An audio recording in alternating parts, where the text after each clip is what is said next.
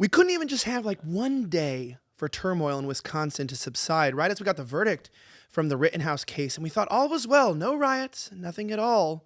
There was a major attack, one might say a black supremacist terror attack in Waukesha in Wisconsin. Even if I'm saying that right, it doesn't matter because that's how we're going to say it tonight.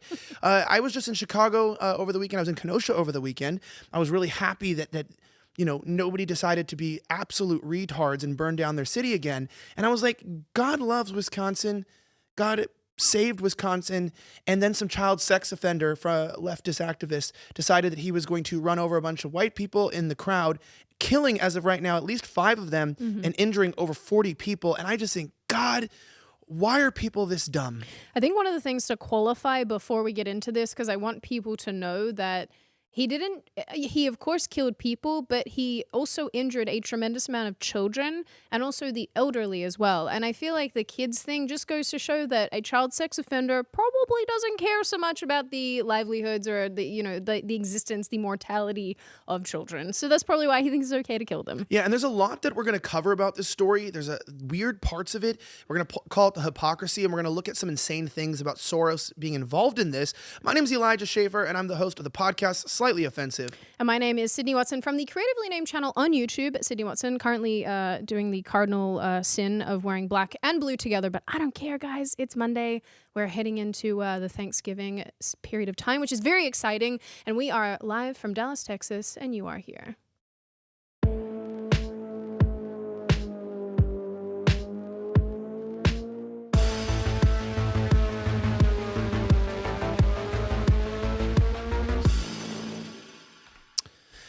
You guys are very savage. It is Thanksgiving week. This is the last show of the week before we take a little bit of a break and a vacation, but we can't and we couldn't not make a show today because of the insanity that was going on. Yeah. Like I said, I was up doing a lot of things I can't really talk about up in Chicago and Kenosha. Working on another movie with Tucker, doing some random stuff. Are you a Fed, Elijah? What? Are you in fact a Fed? I wish I was a Fed because my life would be easier, but I will. It's like no one offered me. That's why I would feel slighted. Like the CIA never was like, yo, bro, you want to become one of us? You're like, damn, I could be an insider. I could do it. Like imagine. I don't know how you become a Fed. I think it's not like the mafia where they go like, yo, I'll do something for you. You do something for me. It's more like, hey, by the way, we're going to, this is actually how you become a Fed. This is real. And I've seen this happen to people multiple times. They're like, hey, we got this minor issue. Like, for instance, you trespassed onto the Capitol on January 6th, but you also had a DUI 4 years ago, and we think that you're a danger to the public, so we're going to put you in 20 years in maximum security prison, and unless you report for us. And that's how Feds are created, because they literally threaten your entire life unless you submit to them. Anyway, I haven't had that offer yet, but if I have it, I'll let you know. Yeah, I was going to say, let me know when it happens. I hope it at least comes with a lollipop. I hope it comes with more than just a lollipop, Elijah. Yuck. She has like FBI wet dreams or something. This is weird. Okay, so Look, a girl has to dream about something, and if it's gonna be the FBI, so be it. She's a sucker for those suckers. No, but I was gonna say, so let's talk about this, because this is a big deal. So I know we were all seeing this story unfold before our eyes. What was really interesting is as we had multiple videos of this mass casualty event that occurred in Waukesha, in Wisconsin, at I imagine it's a Thanksgiving parade to some extent. Yeah, it was a Christmas parade. Okay, a Christmas parade. These are white people celebrating Christmas before it's even Thanksgiving. You just know it. Yeah. But I'm just saying, it's just white women and like any excuse to pull out the Christmas decorations. I'm going to ask you a point blank question. This is the audience can know I don't know this. Please don't tell me you already have your house decorated for Christmas. I do. But that's because here's a couple things, and this really pisses Americans off. The reason is because I don't really celebrate Thanksgiving because I am in fact an Australian, and it's just one of those holidays that I don't get. And also, guys, because I'm doing this weird bizarre diet to fix my autoimmune thing, I can't eat anything, so it's even more depressing this year. So I was like, I'm bypassing this holiday and just going straight to Christmas. It makes me happier to put up little Santas than turkeys. Aren't you also an American citizen? Yes, but I mean, I've never really. I mean, we did one Thanksgiving once when I was growing up, and that's just because my mom was like, I want to do Thanksgiving. But besides that, we never celebrated it. Well, as we talk about this, because I was saying I was in Chicago though. I was up there in Kenosha. I had to cross state lines. Isn't that crazy to get That's to Kenosha? so insane. Oh my God, you broke like 1,000 laws. Did you not know? Yeah, I know. And so I was saying like interstate travel is insane. I didn't know people So- do that so anymore. crazy. But it is actually important to realize that actually downtown Chicago is only about a 45-minute drive to Kenosha, where these things happen with Rittenhouse, and then Kenosha's. I think I might be wrong, Wisconsin's, but I'm pretty sure 'cause I've been to that city where this happened. Is about an hour away from Kenosha. They had riots there last year as well and looting that happened in Waukesha. So this city has not been spared of drama and troubles over the last year, and everybody's been a victim of the government lockdowns due to COVID.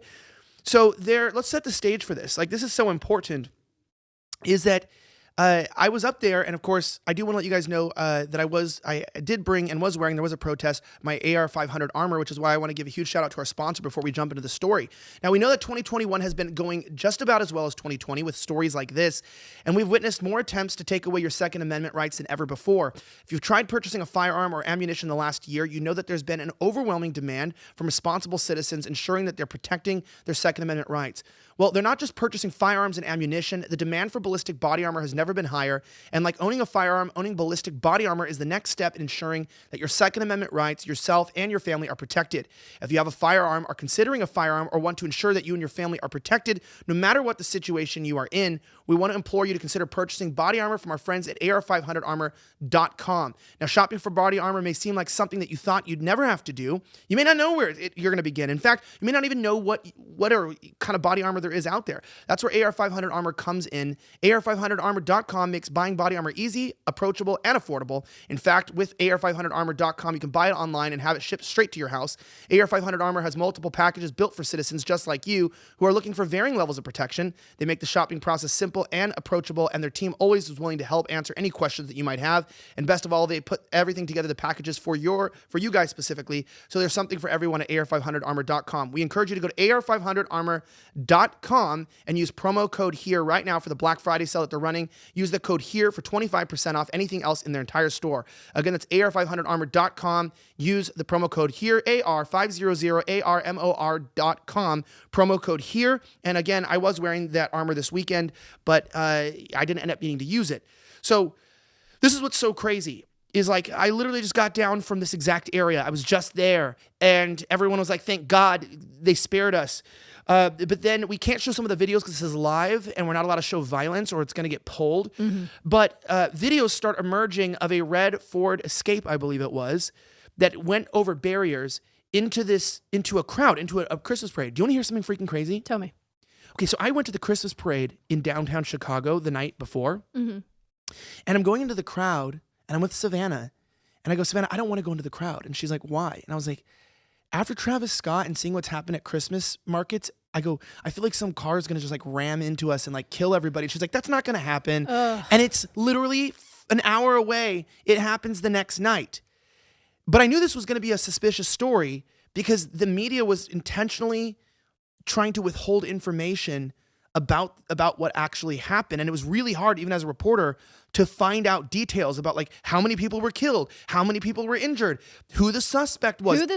Yeah. Usually the first thing that people talk about, it took them forever. It took authorities forever to tell us who that was. And it's funny because the only reason that any of us found out early on was because the internet sleuths who did their homework. I mean, and I'm not going to say that they're always right because I think sometimes they make things worse. But at least in this case, they were able to find out who this dude was before the authorities had even said, yeah, this is who it is. I know we have this. So this is so interesting. So obviously we knew after Kyle Rittenhouse, the day after Kyle had shot 3 people, killing 2, that clearly the media made him a white supremacist. It had to be white supremacy as the motive because he's a white person at a BLM rally. Therefore, for sure, we know that a white man with a gun must have racial motives. But like with the Coulter effect, you know when we don't know the suspect, anything about them, you just know they're black. Like, I'm just going to say it. Yeah. You know the suspect is black for sure, or like an Afghan immigrant or something. Like there's always some inconvenient fact. And what's so crazy, I find, is that when a white person commits a crime, that violence, immediately it's for sure white supremacy. Yep. Even if the victims or those who were shot are white. But when a black person commits a violent crime, not only do we not know the motive, But we also for sure know it wasn't a racial motive. Every time a black person kills white people, race is never the factor. For sure not. Like that's what's weird. It's like we know that race is a factor with white people, but with black people, even when we're finding out what it could be, we can immediately X out the fact that a black person could have rage and not value white lives. Like, so that's really good. I'm just glad that we're there, that black people can't be racist, even though like I've been jumped by black people and I've been robbed by them and they've called me a shaved monkey while doing it. But that's not racism. That's just That's just like friendly banter. yeah, good thing. That's just some like gentle bullying, Elijah. Yeah, it's like you're like come on, Like play along. it's fine. Don't worry about it. You're good. You're good. I think so. I think what's interesting. Can we bring up this? I never said this right. Reuters. I think it's Reuters. I've never been able to say this word. I don't know. Can we bring up this article, please? Basically, what I find so depressing and sad about this, and I think this is yet another failure of the justice system. Again, because when are they not failing, guys? Is that this is the suspect in this Wisconsin parade carnage was out on bail from previous cases. Now, I want to highlight, guys, that the person in this case, he was let out on a $1,000 bond, cash bond, and he has a very, very long history of violent crime. And now, we were talking about this before the show today. You were saying that he has been charged with 5 counts of first-degree homicide, and people always like to say in these cases that these individuals when they're arrested, like, haha, they only ever bring in the white offenders alive. They only ever catch the white offenders alive. So to anyone who is going to parrot that talking point for this story, I want to highlight this guy was brought in alive, even though he murdered 5 people. And also, too, the information that's come out today, or at least that people are putting together, is that he did this deliberately. He wasn't evading arrest. They tried. The people who just defended a pedophile, we're going to do a lot of dynamics of comparing the Rittenhouse case to this, not just because it's the same state and an hour apart, but also because they're so close together in time. Because of the narrative, yeah. Yeah, the narrative is like, immediately when this guy did this and you saw the images that he was definitely black, even though they kept saying they couldn't confirm his race, it was like maybe he was evading arrest, and maybe he was just accidentally ran over 50 people. Maybe it was just an accident. And this coping, Sid, here's what makes me mad: this infantilization and coping method to act like black people can do no wrong, to jump but not only that. But to always jump to demonize white people, to always, assume that white people have bad motives, bad intentions, that we're all racist, that, we're all trying things to hurt the society and destroy our country.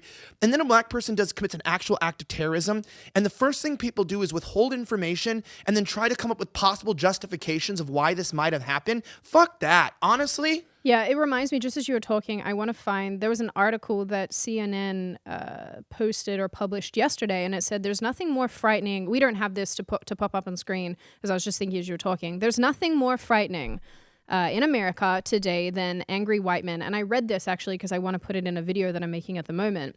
What was interesting is that the person that we're talking about in this case, again, they killed 5 people. He killed 5 people.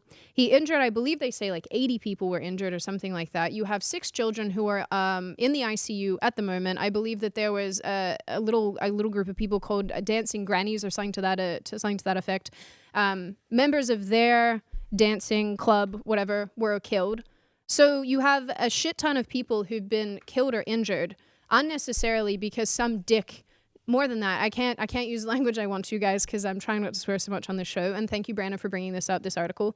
You have all these people who are now injured and dead, and you have children that are in the ICU because somebody deliberately drove into, a parade for no good reason. We don't know why yet, and that's the other thing that's being withheld is the motive. And then you have complete and utter sacks of shit over at CNN publishing articles. There's nothing more frightening in America today than the angry white man. And I think to myself, are you kidding me? And again, I come back to the fact that I'm so tired of everything being about race. Everything's about race. I don't care. You're a dick or you're not a dick. And if you're driving into parades of people, you're a dick. And if you're shooting and killing people, obviously if you're acting in self-defense, you're fine. But if you're shooting and killing people or shooting whatever, you're a dick. If you're committing crimes like this, you're a dick. It's not a race-based thing. It's don't act like a sack of shit and go out into society and be a criminal type of thing. But the fact that CNN is drumming up, and when you read this article, guys, I urge you to go and read it because it made me want to pull all my hair out.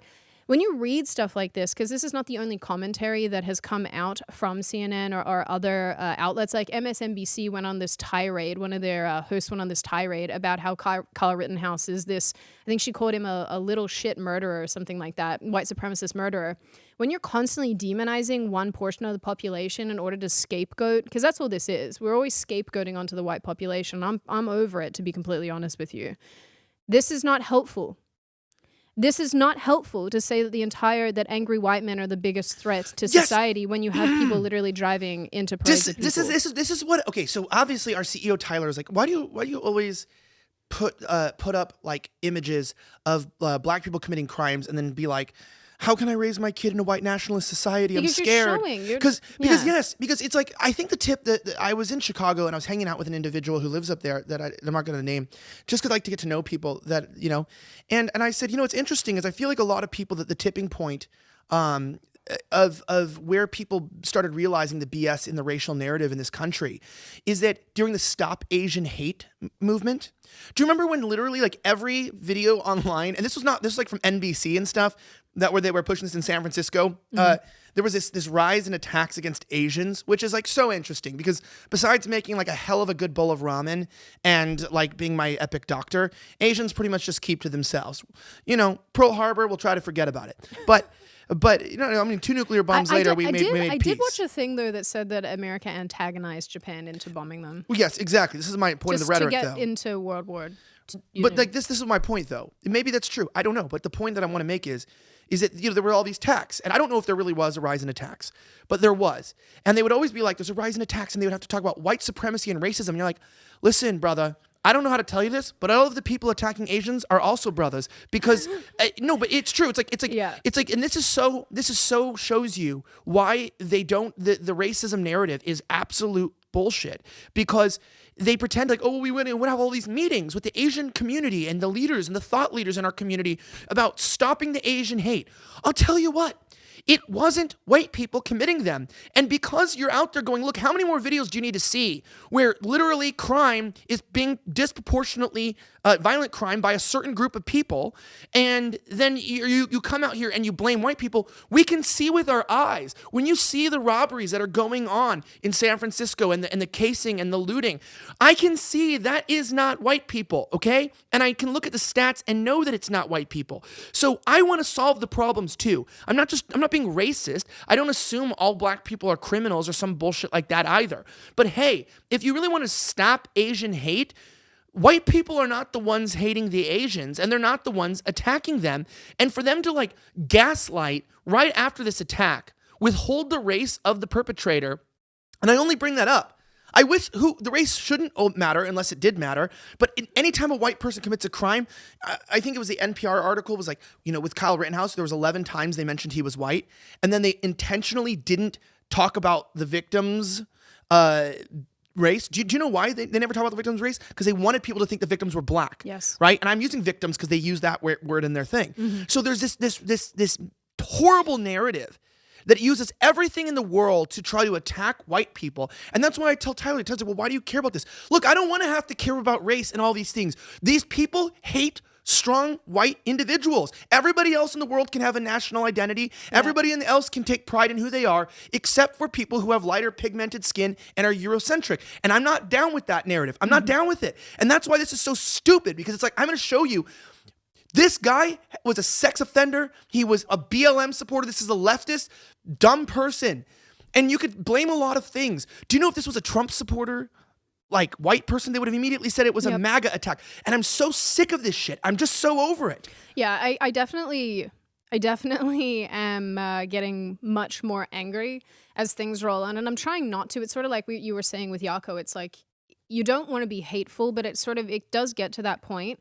And so on one hand, I actually can kind of understand where, you know, the BLM type people in the world are coming from, because they've been told since they were itty bitty that they are constantly the victim in the situation, that they are constantly being victimized. And then the white liberals who support them are also being indoctrinated into the belief that they can't get ahead, not the white people, but the, you know, black Americans can't get ahead because, you know, by virtue of their skin color, when that's honestly not true, and I don't think that's reflected in statistical data and evidence that we have. It's not really reflected anywhere. And if anything, this victimhood mentality, you keep yourself down, you self-subjugate when you participate in victimhood mentality and the impression mentality, and honestly, the hierarchy of suffering. Like that's basically what we're talking about here.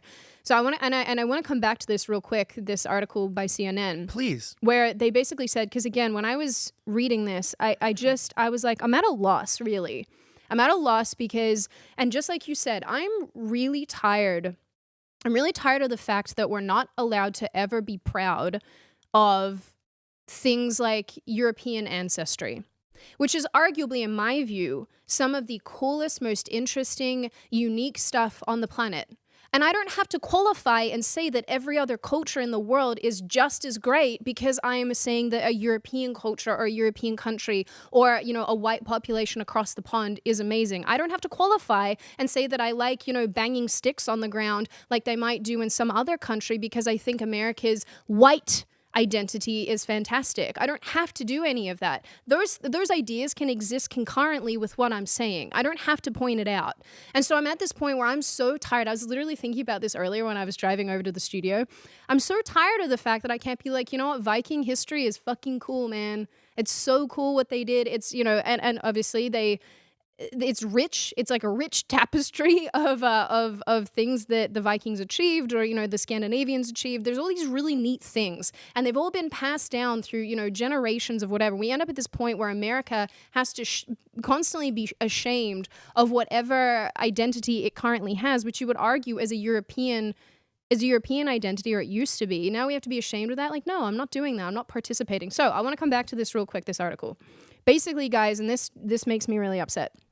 The one that says that, white people are evil, because... Can we also say the qualifying, the fact that right after a black dude, a BLM sex-offending black dude, mauls down mostly white people, intentional homicide, CNN thinks that it's good to put out an article called "The Threat is Angry White Men." Like, yes. It's so tone deaf. Hold on, wait. You're gonna get even angrier. That's what I'm saying. You're gonna get so mad. It's so tone deaf. Like I feel like my last brain cell is just freaking.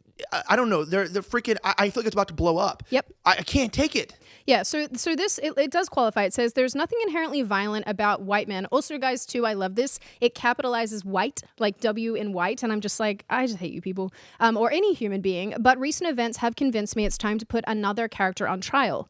A vision of white masculinity that allows some white men to feel as if they can rule and brutalize without consequence. Now, they hyperlink in that can rule and brutalize without consequence to an article by, what's his name? Imran Kendi. I can never say his name right. Ibram Kendi, whatever. That racist who's black a supremacist. Hyper racist black supremacist. So that's a great fucking start. And then it says, this angry white man has been a major character throughout U.S. history. He gave the country slavery, the slaughter of Native Americans, and Jim Crow laws. His anger has helped fuel the January 6th insurrection at the Capitol.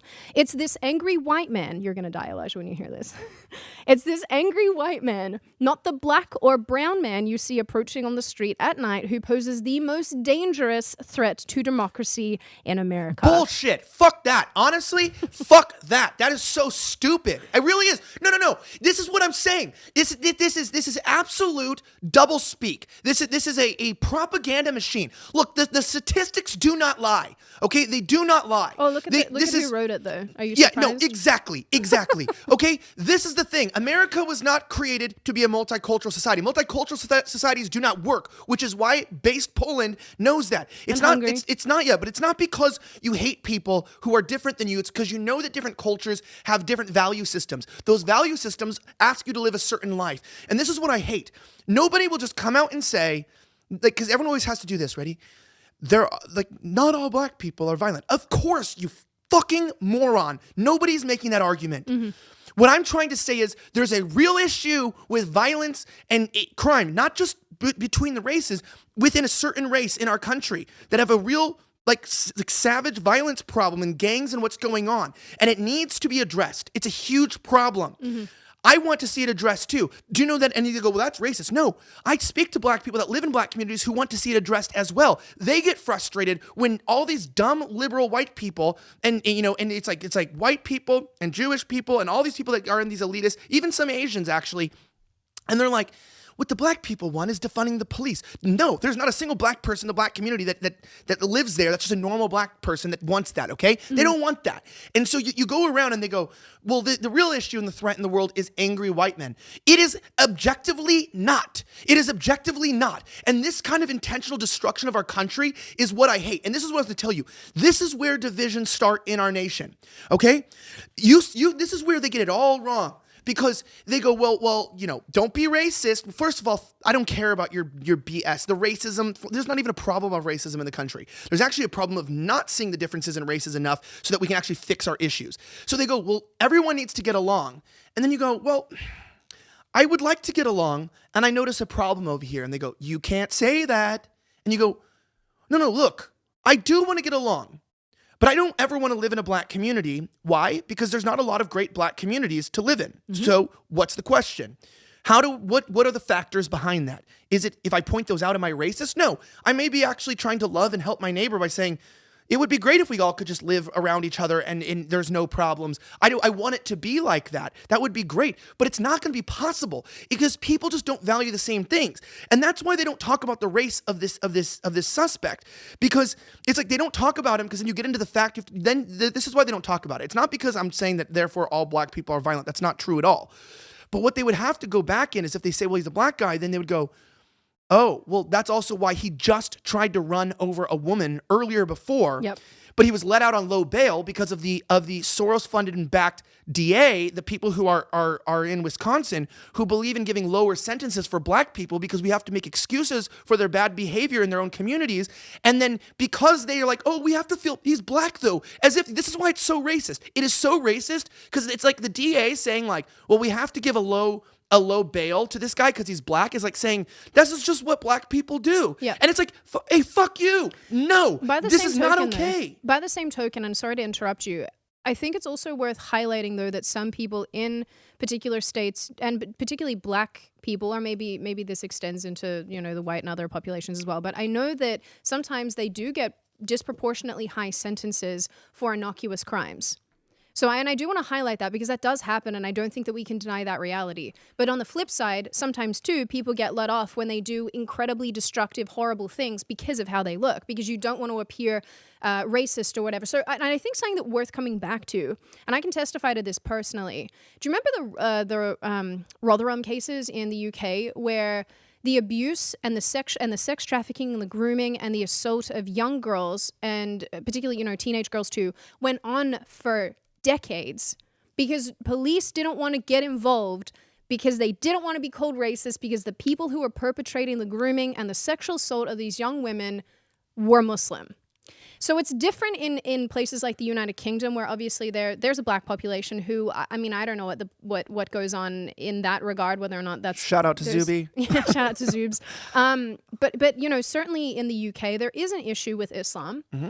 And there's a massive blind spot when it comes to Islam. And I think it's worth pointing out that it doesn't just happen when it comes to black people or black America. I think it's really important to qualify that, because there are plenty of people who come from actually Africa, people who've touched African soil, just by the way, who move here and who live perfectly beautiful, wonderful, normal lives, who do not commit crime. Because that is not, people from Ethiopia, they're not committing crime. That's what I was going to say. People from these countries, there was actually a protest. They're black, but they're not committing crime. So it's black America. I want that to be very specific. Black America. Literally, that's what I was going to say, is that when I was in Chicago, there was a big peaceful protest from Ethiopians that were actually based, and they had signs like the government needs to stay out of Ethiopian politics, needs to stop lying to the American people, and they were all waving American flags. Yes. And it was like a very, very cool thing.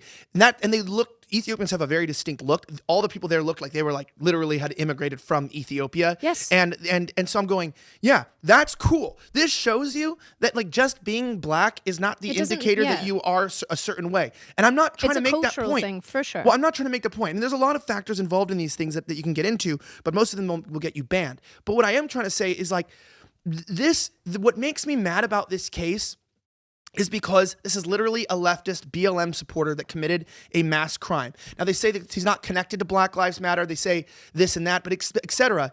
The whole point is he was out on low bail because of justice reforms And he that were also- going on in the state. And Wisconsin is very blue. Yeah. I mean, I know it almost did flip. I mean, maybe it did flip red, but these areas, I don't know in the last election? I don't know if it did, but I know that these areas like Kenosha, Waukesha, these are all very very blue collar type of areas, Milwaukee, etc. So it's just, we're going to talk about this. There's this article, if we can bring it up here, from George Soros. We got to talk about why this is happening. And this is where we have to see where the fight is.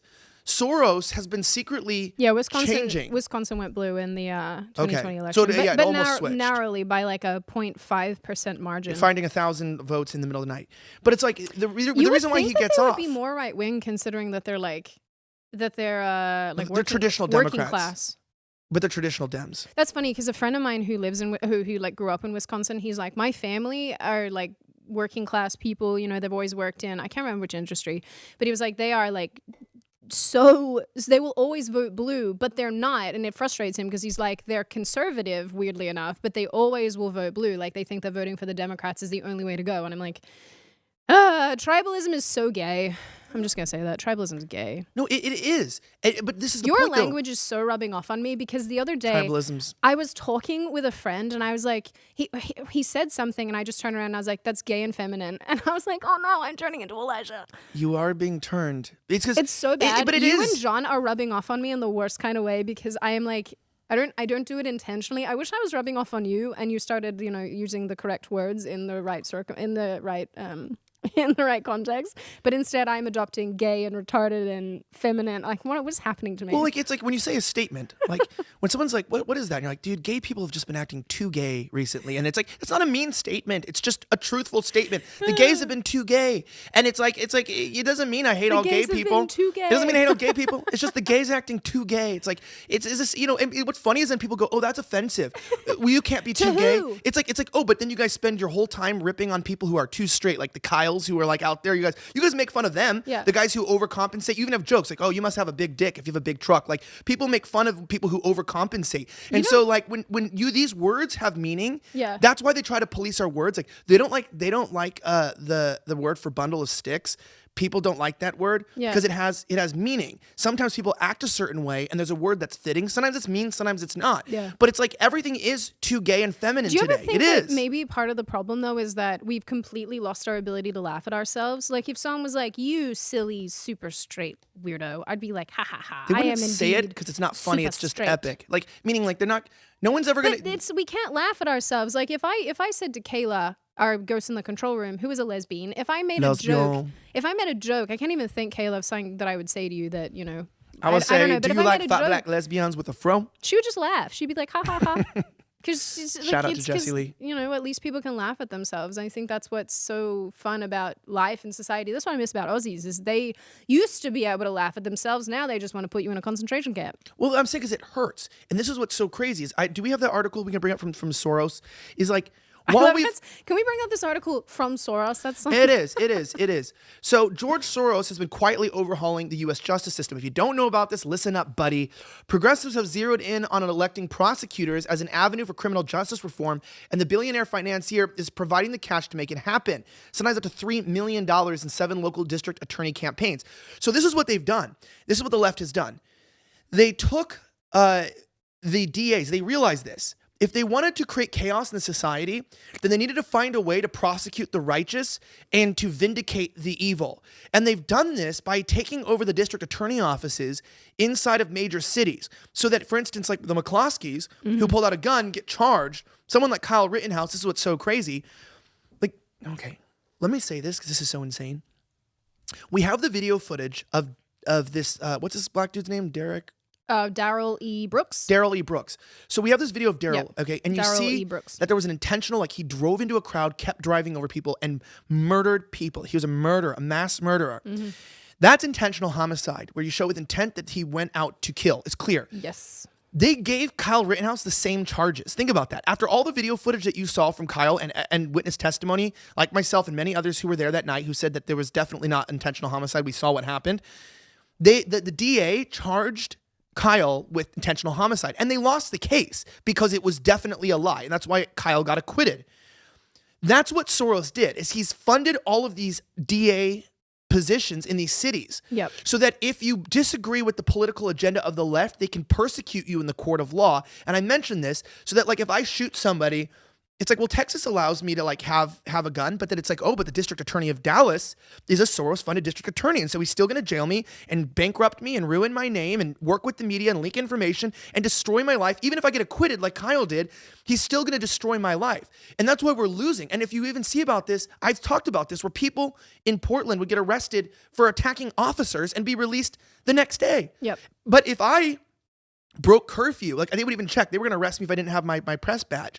Like the DA would probably fully press the charges. And we've had some 100%. journalists be kept, in jail, credentialed journalists like Jorge and stuff. Do you remember when they all got arrested and got put in jail? And they were credentialed? Yes. The DA was against the right wing and knew they were right-wing journalists. So he jailed journalists, even though they should have been released upon being detained. That's what I'm saying. It's so messed up because even if you say, well, the Constitution's on our side, the law's on our side, if the district attorneys are not on our side, then we have no law to fight for us. Well, so I think about this all the time when it comes to things like, you know, when you watch those documentary series and things on whichever platform you like, maybe not Netflix because they're kind of evil, but, you watch these things about like Making a Murder or whatever, or, I really like ones that, there's one in particular that I've watched a lot of, and basically it goes through the particular stories of people on death row. Now, historically, I've always been very pro capital punishment because I think, well, we don't kill enough criminals but as I get older, I realize I don't want to entrust that kind of thing to the state because the state not only is super untrustworthy, but they get it wrong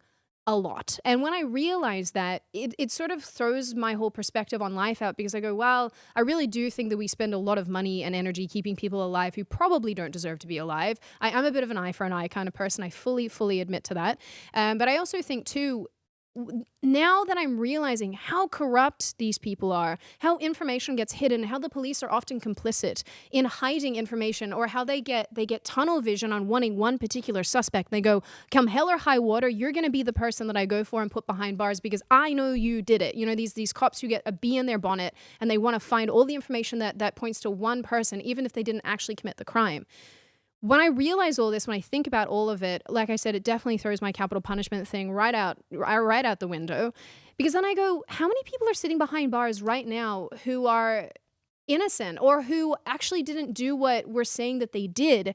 And so what you're talking about, it really, it scares me because any normal person who's just, following along, doing their thing, following the law, being a decent law-abiding citizen can find themselves wrapped up in these sort of situations by virtue of the fact that they get targeted by a left-wing prosecutor or, somebody within the force who's got it out for them, who has it out for them. The systems are so corrupted, and I think part of the reason why is because humans inevitably will have bias.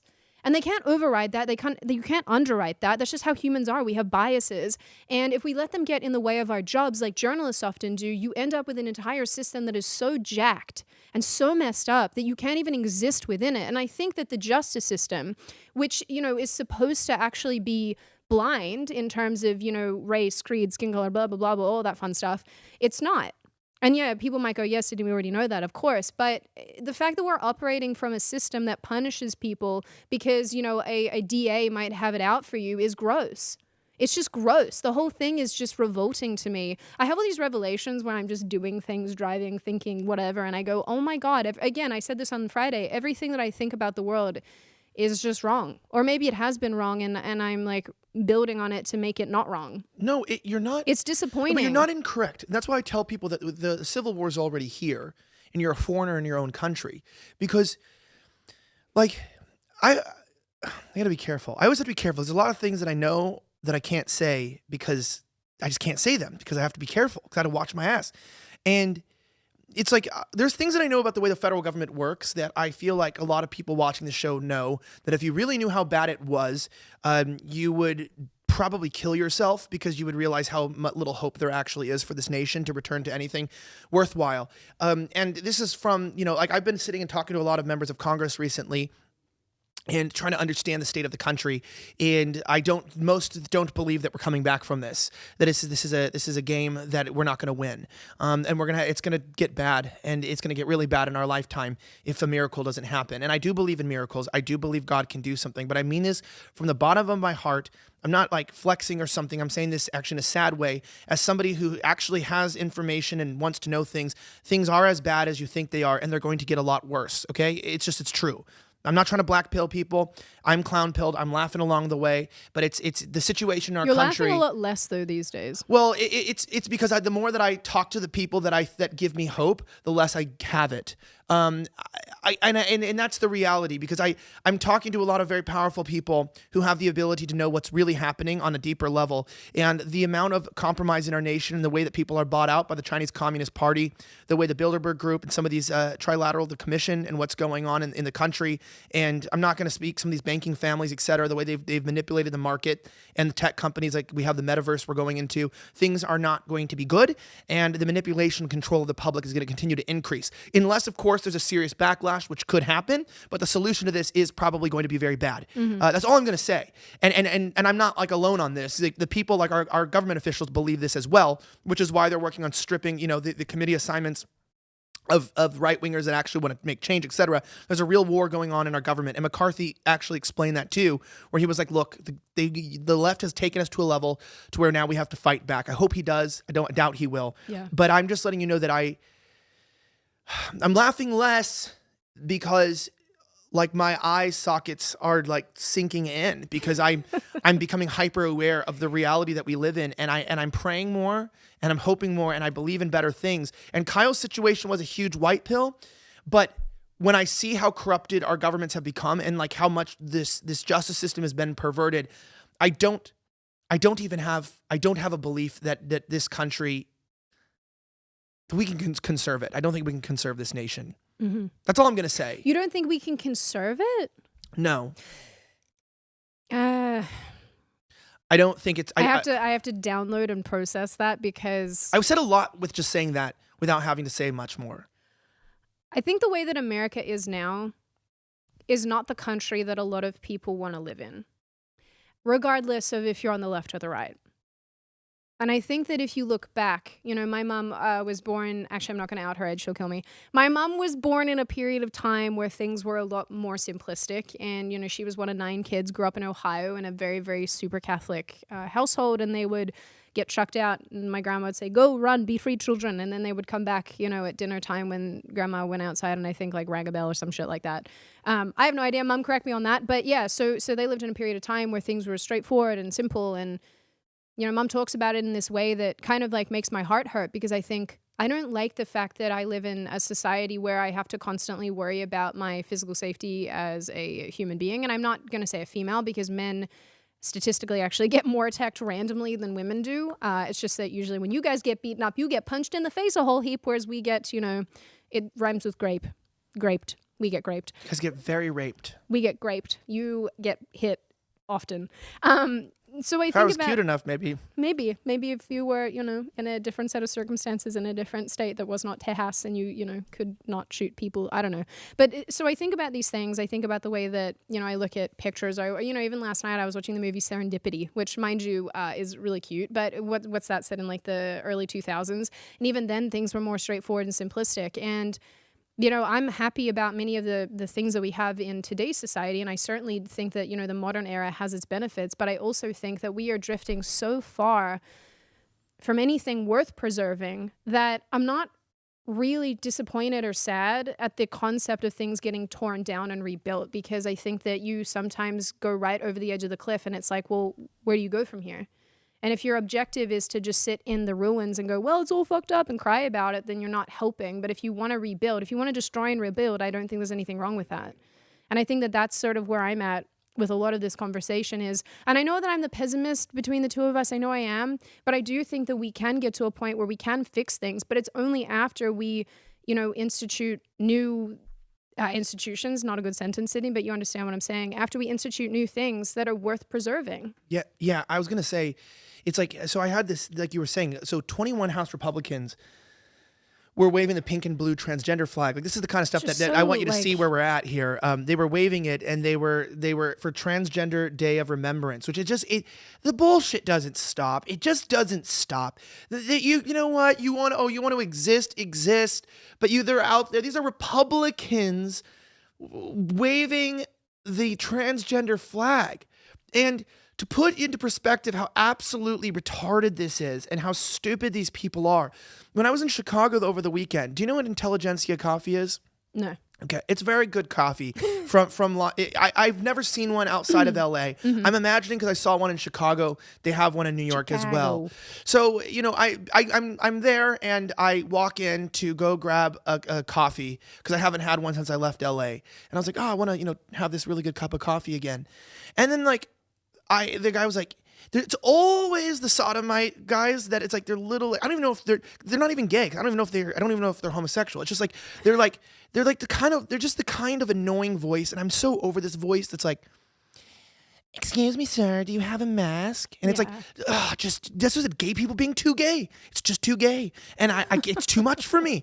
And I'm like, I literally look at him and I'm like, no, I don't.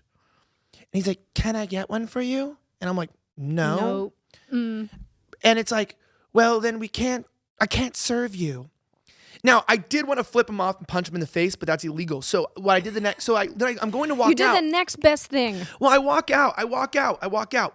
And I noticed that they had a transgender flag in their window, which is this whole idea of like, it's their space. It's not my country, it's their country, right? I'm not even allowed to buy a fucking cup of coffee because of these transgender warrior people that run the country. Fuck these people. I hate them all, honestly. I struggle with that daily, but I'm telling you, it's like, this is my nation. I can't buy a cup of coffee because this is where I got so crazy. I'm going, this retard, think about this. I have to put on a mask because of the science of what a mask is, because I really need to follow the science. Mm-hmm. You believe that men can be women and women can be men. You fucking retard. You think that. You have a transgender flag in your window. You think that's real. Like, you think people can switch their genders and you think you can lecture me about science? Dude, they've conquered our country. They've taken over. And that flag in the window lets me know that space has been conquered by the globalist American empire. Mm-hmm. It is not for an American citizen like me who lives in the truth, who lives in reality. I'm not welcome there. You know who's welcome there?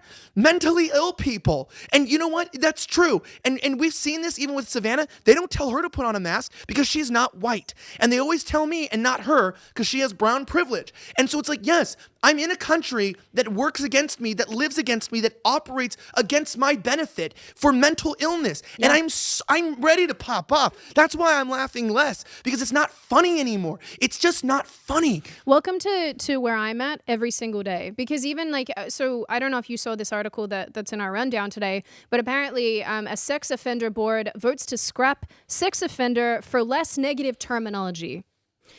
Let that sink in. A sex offender board, the Colorado Sex Offender Management Board, voted Friday to use adults who commit sexual offenses in place of sexual offenders because they find that the terminology sexual offender is too harsh. It's too much. Let that sink in. You're living in this weird, mosey, I don't even know how to describe it. You're living in a society that actively denies reality. And that puts the feelings of deranged, not okay individuals, of criminals, above that of everybody else. And no, and this is why I struggle so much, because I see that we're heading down such a dark and gross road that, right now I'm sitting here going, yeah, these people are criminals and, we don't kill enough criminals and this, that, and the other. But, because of how rapidly things are deteriorating, I think, how long is it before you and I are the criminals, Elijah? One of my friends made a joke to me recently, and he said, you're going to be the first one in the gulag. You and Elijah are going to be some of the first people gulagged. And it's funny because you talk about how you support, the police and you support the justice system and all these things, when in reality, you're the ones who are going to get fucked by those exact systems that right now you claim to support. And at the time I said, you're an insane person. That sounds crazy. And then when I got to thinking, and then when I watched all of this, I'm like, well, how far away are we from that? And I know it sounds crazy to anybody who's, newly sort of getting on the red-pilled bandwagon. It sounds insane, but when you're as far along as you and I are, that's not crazy to me.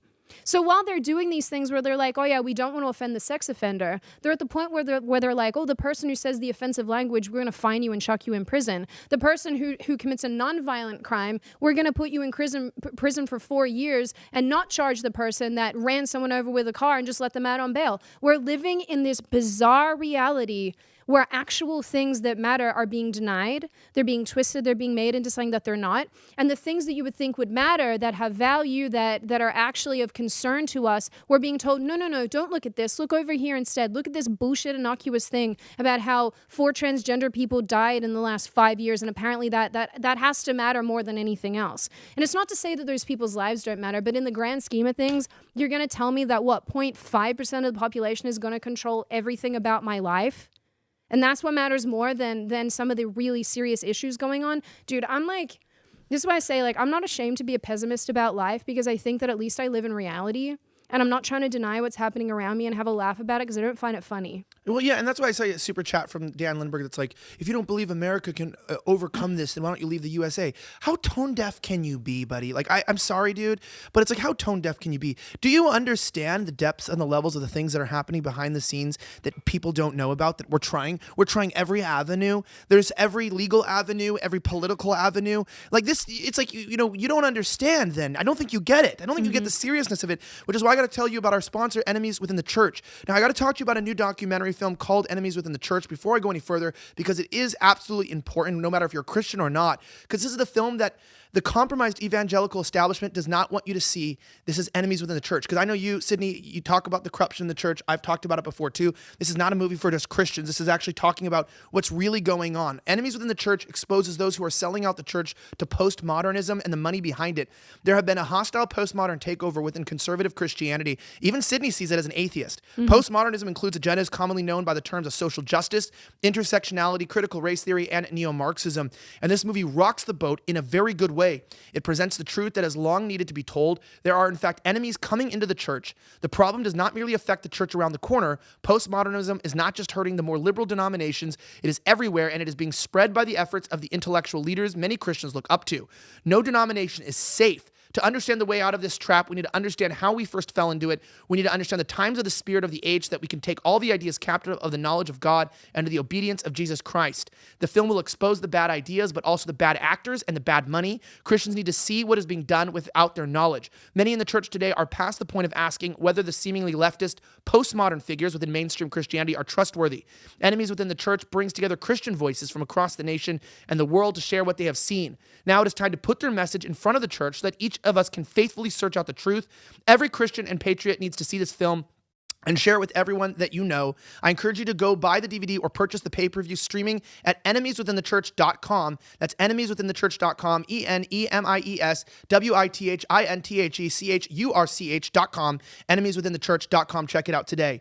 So that is important. That's about the corruption. Can I also say too, and I want to highlight this just because I don't think we'll have time to get into it today unless you want to, but before we continue on, I know this episode for a lot of people, excuse me guys, might seem like Elijah and I are sort of just offloading, and I guess in a way we kind of are, because when you do this day in and day out and you're constantly having to be in all the negative stuff, to be clear, like, we have a good old laugh, like, a lot of the time. A lot of the stuff that we read and we look at, we're always trying to have a chuckle.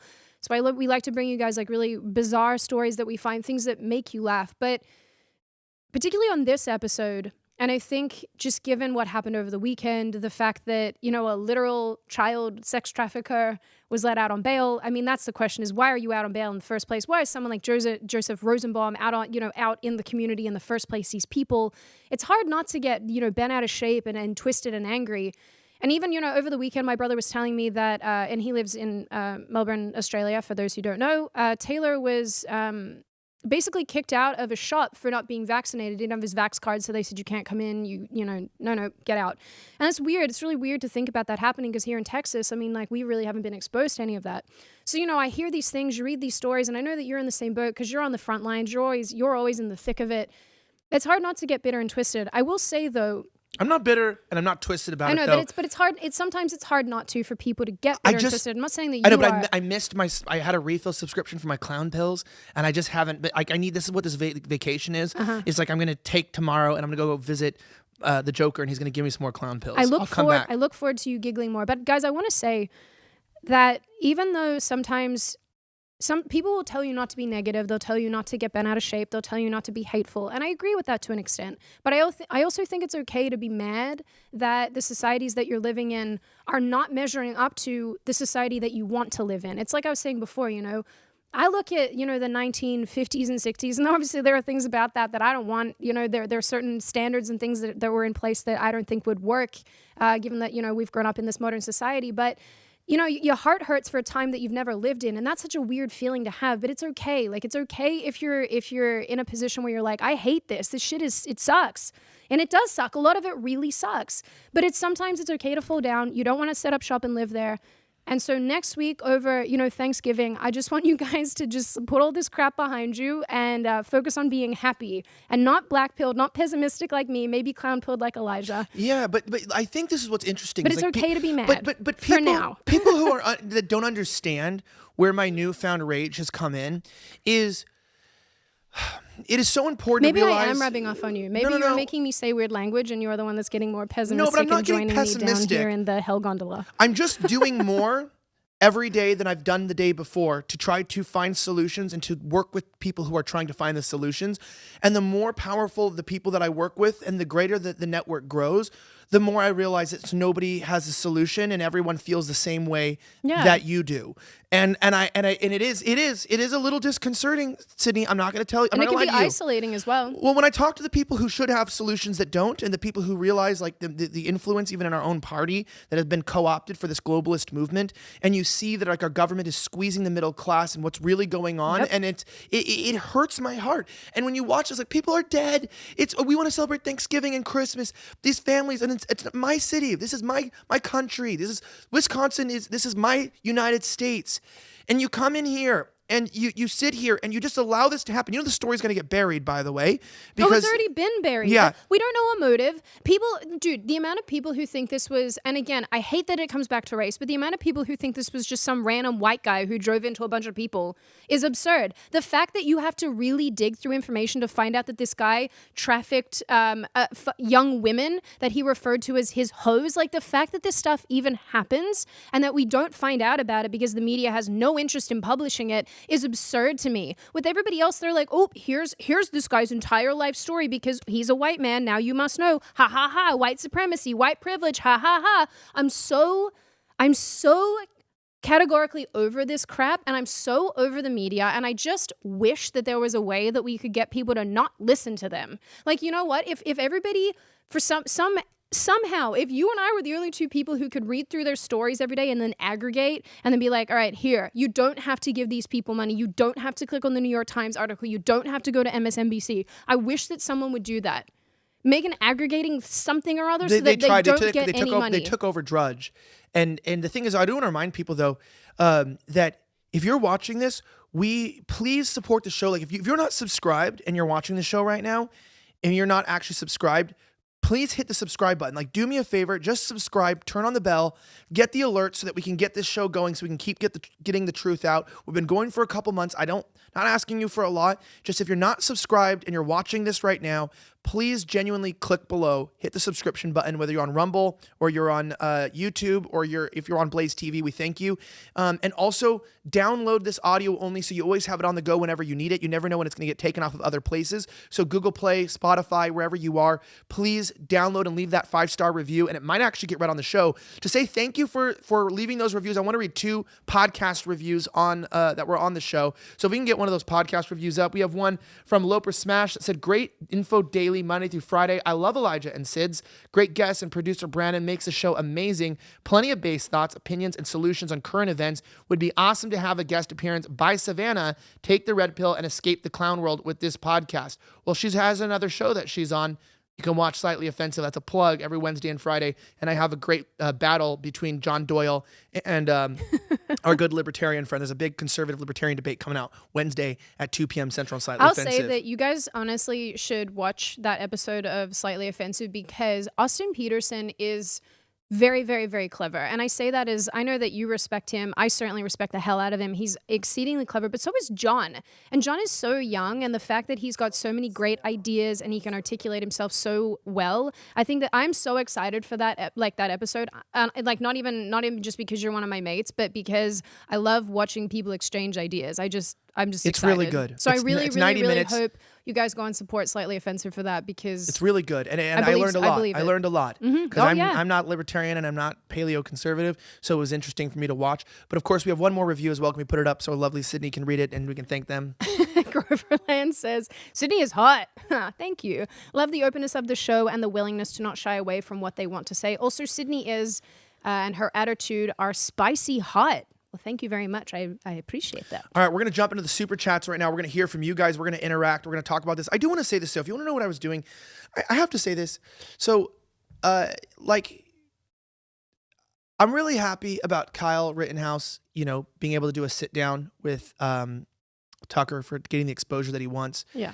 But from what I've already seen from the clips, I don't think we get any wins from this one. And I am working on securing a sit down. I will let you know from I'm not going to say much else in the fact that I've been in close communication with Kyle throughout the year, and he is a big fan of Slightly Offensive. I don't know if he watches this show because I don't know if he's been able to, but he does watch my other show regularly, and we always joke because he's like, I'm a fan of you. I'm like, well, you're a fan actually, buddy. So like, yeah, but he's really nice. I love the family and I want what's best for them. But Kyle did tell me that he wanted to do his first sit down with me. He did tell me that to my face multiple times. We did work that out. Obviously, his team chose another direction because of just what Fox does to get the interview, which I'm not going to explain. I think people can put two and two together for what Fox probably does to get what Fox wants. Yeah, but I will say this. Fox is just that's what I was going to say. Is I like Tucker. Other outlets. This is what I want to say. I like Tucker a lot, so I'm not going to disparage him. Thank like I you, just God, said. for giving our people the two and two to put together. Well, what I'm trying to say is this: is that I totally respect the team's decision. I'm still going to do something with him. I'm very excited to work with him on this. If the team lets me, I know Kyle's voiced his wishes. I can't always control what the team does and sometimes when you're in Kyle's position, even if you're an adult, you don't have that ability either. He's not a media personality. So I just want, what's best for him. And I love him and his family so much, just from the bottom of my heart. And the only reason why I'm trying to do this interview is to honor Kyle, because he told me that he wanted to do this. And when I make promises, it's been really hard for me to get information to him because I don't know if he doesn't now no longer, we have no way to communicate now as of Friday, but I am in communication with his team. And I will say Fox did not deserve this. And there's no wins from this interview in terms of how they word things. And it makes me sad because Fox took advantage of every other reporter throughout all the 2020 riots. They had no direct involvement in anything. And the fact that, this is why I hate legacy media. They come in and just think we deserve stuff because we have a bunch of money and we can outbid people without thinking about the person that's being interviewed and how to frame them the best. And this is not Tucker, by the way. I love Tucker, and he's a great ally. I would consider him a friend, a great guy. I'm not a fan of Fox at all. And I'm not happy that Fox would think that they had the way to frame and do PR for Kyle right after this. I just think that was a total bust. And I'm really hoping still that the team will make good on the promise that I made to Kyle. And I want to let you guys know this, so you know this.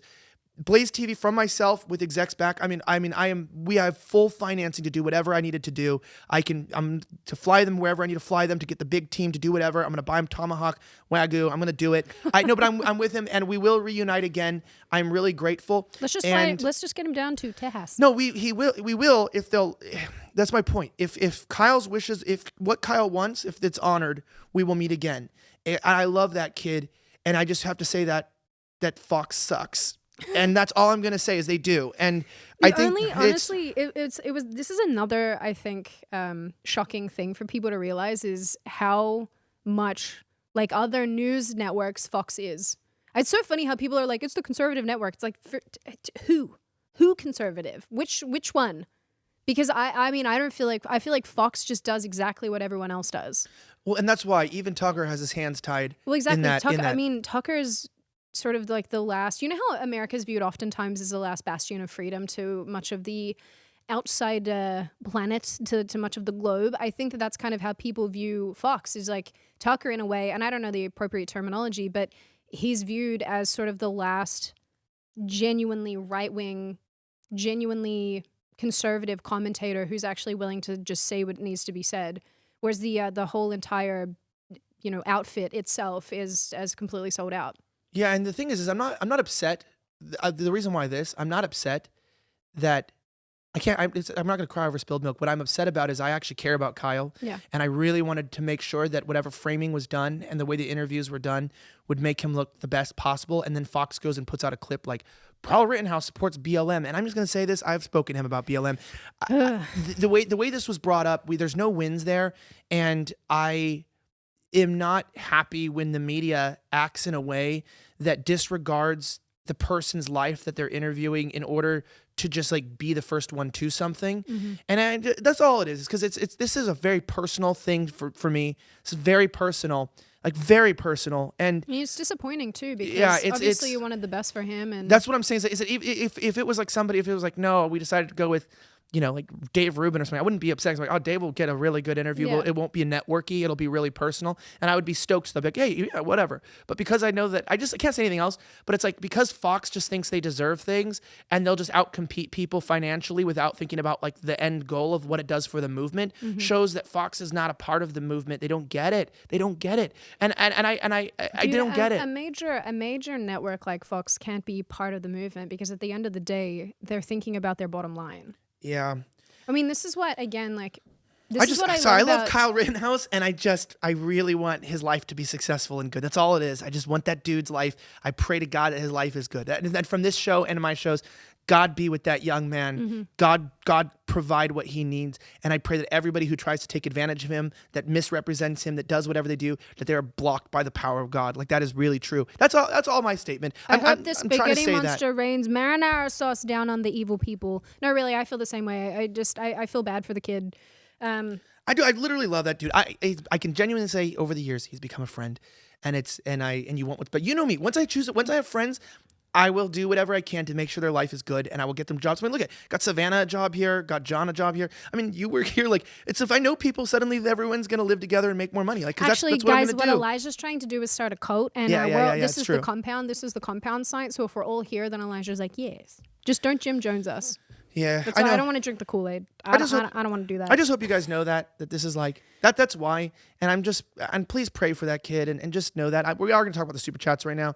I just like, shit, man. I love that dude. And his mom's so wonderful. So by the way, it's going to be your birthday this week as well. So that's really good. Well, happy birthday to her. Happy birthday, Wendy Rittenhouse. All right, let's get into some of these super chats here. Martin James. I don't know how to read them. What you want to go from the bottom again? I'll go from the top and we'll meet in the middle like we were doing. Sure. Okay. Martin James says, silent truths and amplified lies. Indeed, the sky is green. Yes. Rob's But the Robot says, missed the show the last few days because of a sick baby. Wanted to say thank you for having Yako and Eliza on. Great episode. Also, I said Sydney should get an AR if Kyle gets acquitted. So here's to start the fund. Hashtag Girl Gang. Thank you very much. And we're sorry that the baby's sick. Hope everything's okay on your end. James Collins says, racist cop shoots an unarmed black man merely driving down the street. CNN, The Spin. So true. John Adelman says, it's good to know Australia has concentration camps now. Don't get on the train car. Never give up your shooty sticks, people. Yeah, I don't know if you saw that, but in Northern Territory, and what's so funny is that because the Northern Territory has a really big Aboriginal population, I believe it's the Premier, I don't know, or maybe the Minister of Health was saying today that basically they're taking people to the quarantine camps. Did you see that video? Because that's floating around at the moment. Yeah, I mean, they're taking people basically who've been in contact with people with COVID and people who have COVID to the quarantine camps. They're like, they're on the way.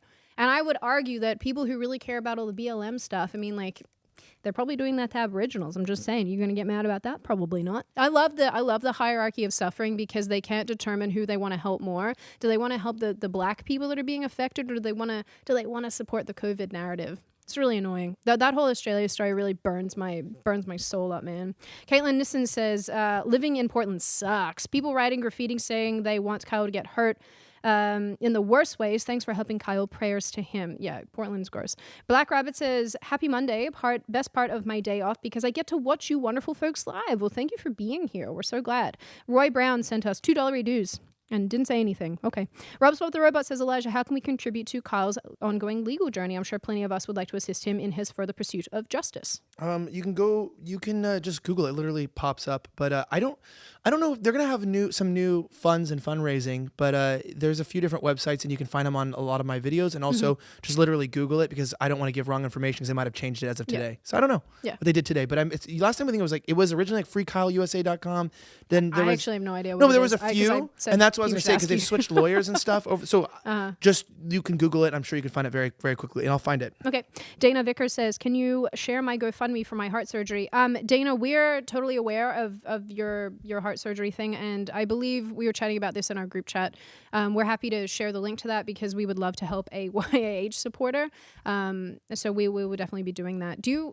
No, Elijah, you paying attention to me? No. I was just thinking about something. Okay. With Dana's heart surgery, we are going to share the link to her GoFundMe. Although Dana, GoFundMe hates us, hates conservatives, but we want to help with that. So yeah, we will definitely be getting onto that. Just keep an eye on our social media for it. Dan Lindbergh says, hope everything is okay with you, Sydney. Yeah, Dan, I'm just a bit burned out. You want to go from your top? No, I totally understand too, and I think that's what it is interesting, because the vacation is needed. We all need this vacation this week. I told you I'm the kind of tired that sleep won't fix. Legit. Okay. Shelby Swaff said, thankful for this show. Clap, clap, clap, clap, clap. Villa Music Dude said, a telling sign of how bad things are, someone with the mental caliber of Jordan Peterson that intensely researched totalitarian regimes took the jab and was foolish enough to think that was enough to be left alone by the state. Yikes. The all fupa. Amen. I'm jealous of Doyle for having the chance of Sydney spitting in his mouth last episode. Did that happen? Is this the kind of stuff that happens when I'm gone? It's very bizarre. We went outside afterwards and it was just no, I'm just kidding. No, not yet. No. The shit you miss, Elijah, when you're not around. Spitting in mouths, God. That's John and I are just trying to strengthen our relationship. I'm getting to the point where I'm ready to let him and Chad fight it out in a pit. Yeah, I don't know which one are you going for, everybody. I don't know. It's place your bets now. Who's gonna win, John or Chad? Yeah. I mean, if it's it's a physical fight, then it would be Chad. But yeah, probably. I'm rooting for Doyle to win. I feel like Jonathan could hold his own though. Yeah, he's a strong dude. He's got many a muscle. Reggie 1971 says it is absurd for the police to conclude less than 24 hours after this occurred that it isn't related to terrorism. I guess that doesn't fit the narrative. True. And Fox says, Elijah, I invite you to join the Illuminati. Thanks. Declined. I have one here that said, the last king of Norway said, Sydney, come to Norway where you belong. It's true. Sent you some Viking dollars. Crypto Steb said, it's pretty cool to participate and contribute to the show through super chats. Happy Thanksgiving, everyone. To Sydney from Friday, working on getting out of California. They love punishing people here. That's true. Just spoke to my brother who was there, and he was like, man, they love it. And I love my brother's like, he was like, I'm never getting the fucking vaccine on the phone. And I was like, yeah, I know. Good job. Your brother's hilarious, honestly. I know. He's a good guy. He's good value. Literally could have a show. He's like just as outrageous as I am, but like twice as angry half the time, and like twice as writing people, like twice as petty. It's pretty epic. Yeah. Jason Siberian said the world is messed up. We can pray and try our best to change it, but it's just getting more depressing. Keanu D'Souza says, download Flipboard, news aggregator app, Google and App Store. I wish Flipboard was good. You still have to click on the articles, though. That's the thing is see, Ground News is one that sponsors me, and I genuinely love them because their team are really nice, and I actually genuinely like what they do because they show you which articles are from the right, which are from the left, etc. And some of the biases are a little skewed. I'll fully admit that because they're having to use third-party sources to determine who fits where. But even then, you're still aggregating from the news sites that I don't want to give money to. I don't want to click on the New York Times link. I want someone to tell me to steal the article from New York Times and put it somewhere else and go, here it is, but now you're not giving them any money. But of course you can't do that because it's plagiarism and you'll probably get sued.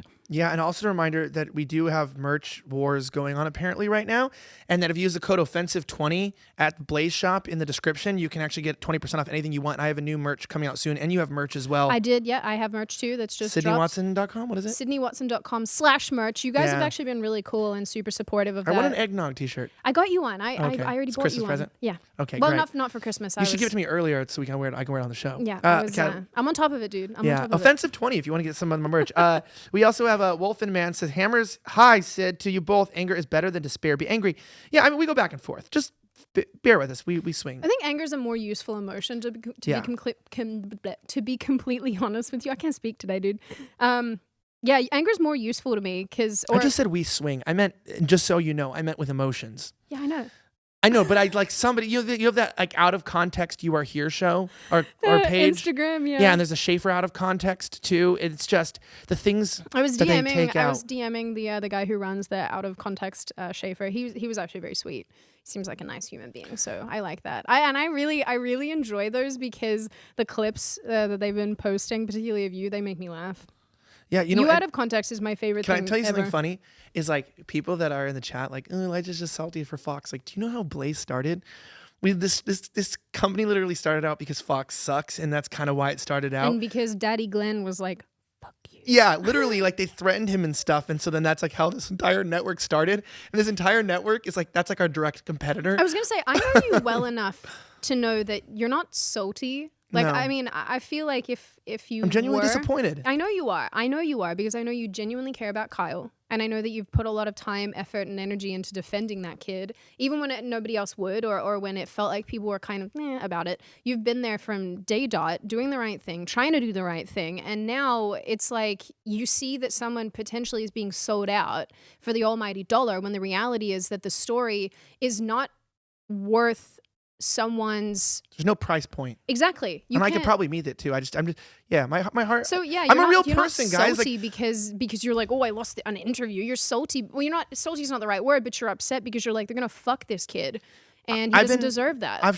Yeah. Like he's fought for like a year to. I mean, think about it, guys. Like, how many of you have been to prison? How many of you have just even been arrested for like a DUI or something and sat in lockup for 24 hours? And how humiliating and debilitating that could be for you emotionally. And then you put a 17-year-old kid behind bars for any length of time and then drag him through a trial. And you think that someone like Elijah, who is a decent, kind human being, and he's a lot kinder than you would ever imagine. Like under all his rage and his Jesus stuff, when you're like, oh, the Christ man, he's a super decent human being. I mean, of course you're going to be pissed when you see people taking advantage of that. Can I also say this too? Somebody was like, yeah, well, Glenn Beck's broke. Do a funny thing and go Google right now, Glenn Beck's net worth. Daddy Beck has a museum, fam. I don't know how many of you have a museum. I want a museum. I know. He's just got sitting out in like the lobby area all of this stuff from old films that he could probably sell for a crap ton of money, and he just hoards it because Daddy Beck can. Yeah, you should. I know. Anyway, moving on. Stephen Brandt says, Sydney, you can wear black spandex anytime. Ooh, I don't own any black spandex. Chill Prism Russ says, sorry, sadly I have to edit my show and I can't watch live tonight, but here's some cha-ching from the Chill Prism podcast for the Nip Fund. Brandon, show me them pepperonis. There you go, guys, at Chill Prism podcast. Sending us some love. R. Bracewell says, Elijah, did you hear about my Super Chat Friday? What you think about that idea? Can be a meet and greet for y'all too. I zoned out again. I'm so sorry. That's all right. I was talking to God. I'll fill you in. Oh, what was God saying? He was saying he just Googled Glenn Beck's net worth. He's like, oh my gosh. I know. That's all I was like, yeah. I was like, you feel poor? I told him, I was like, you feel poor yet? Because I do. Dude, I feel poor watching people like drive Lamborghinis and stuff. I'm like, God, my car has a big fucking dent in the front. Do you ever feel like, I saw a TikTok that made me relate. You guys would know this. This guy was like, feeling proud of myself for like rising up in the corporate world and like making a few $100,000 a year, but then also feeling bad watching people sell cartoons and dance on TikTok making $10 million at 16. So gross. Like, it's like, you know what I'm saying? It's like, I do feel like it's like, you could like I'm doing well, but there's a 16-year-old that sold an NFT and made like $4 million yesterday while he was sitting in his math algebra class. Like, I'm doing something right and something wrong at the same time. Yeah. Anthony Curtis says FBI equals banger. True. DD says Waukesha. I don't know. Oh, Waukesha is how you say the.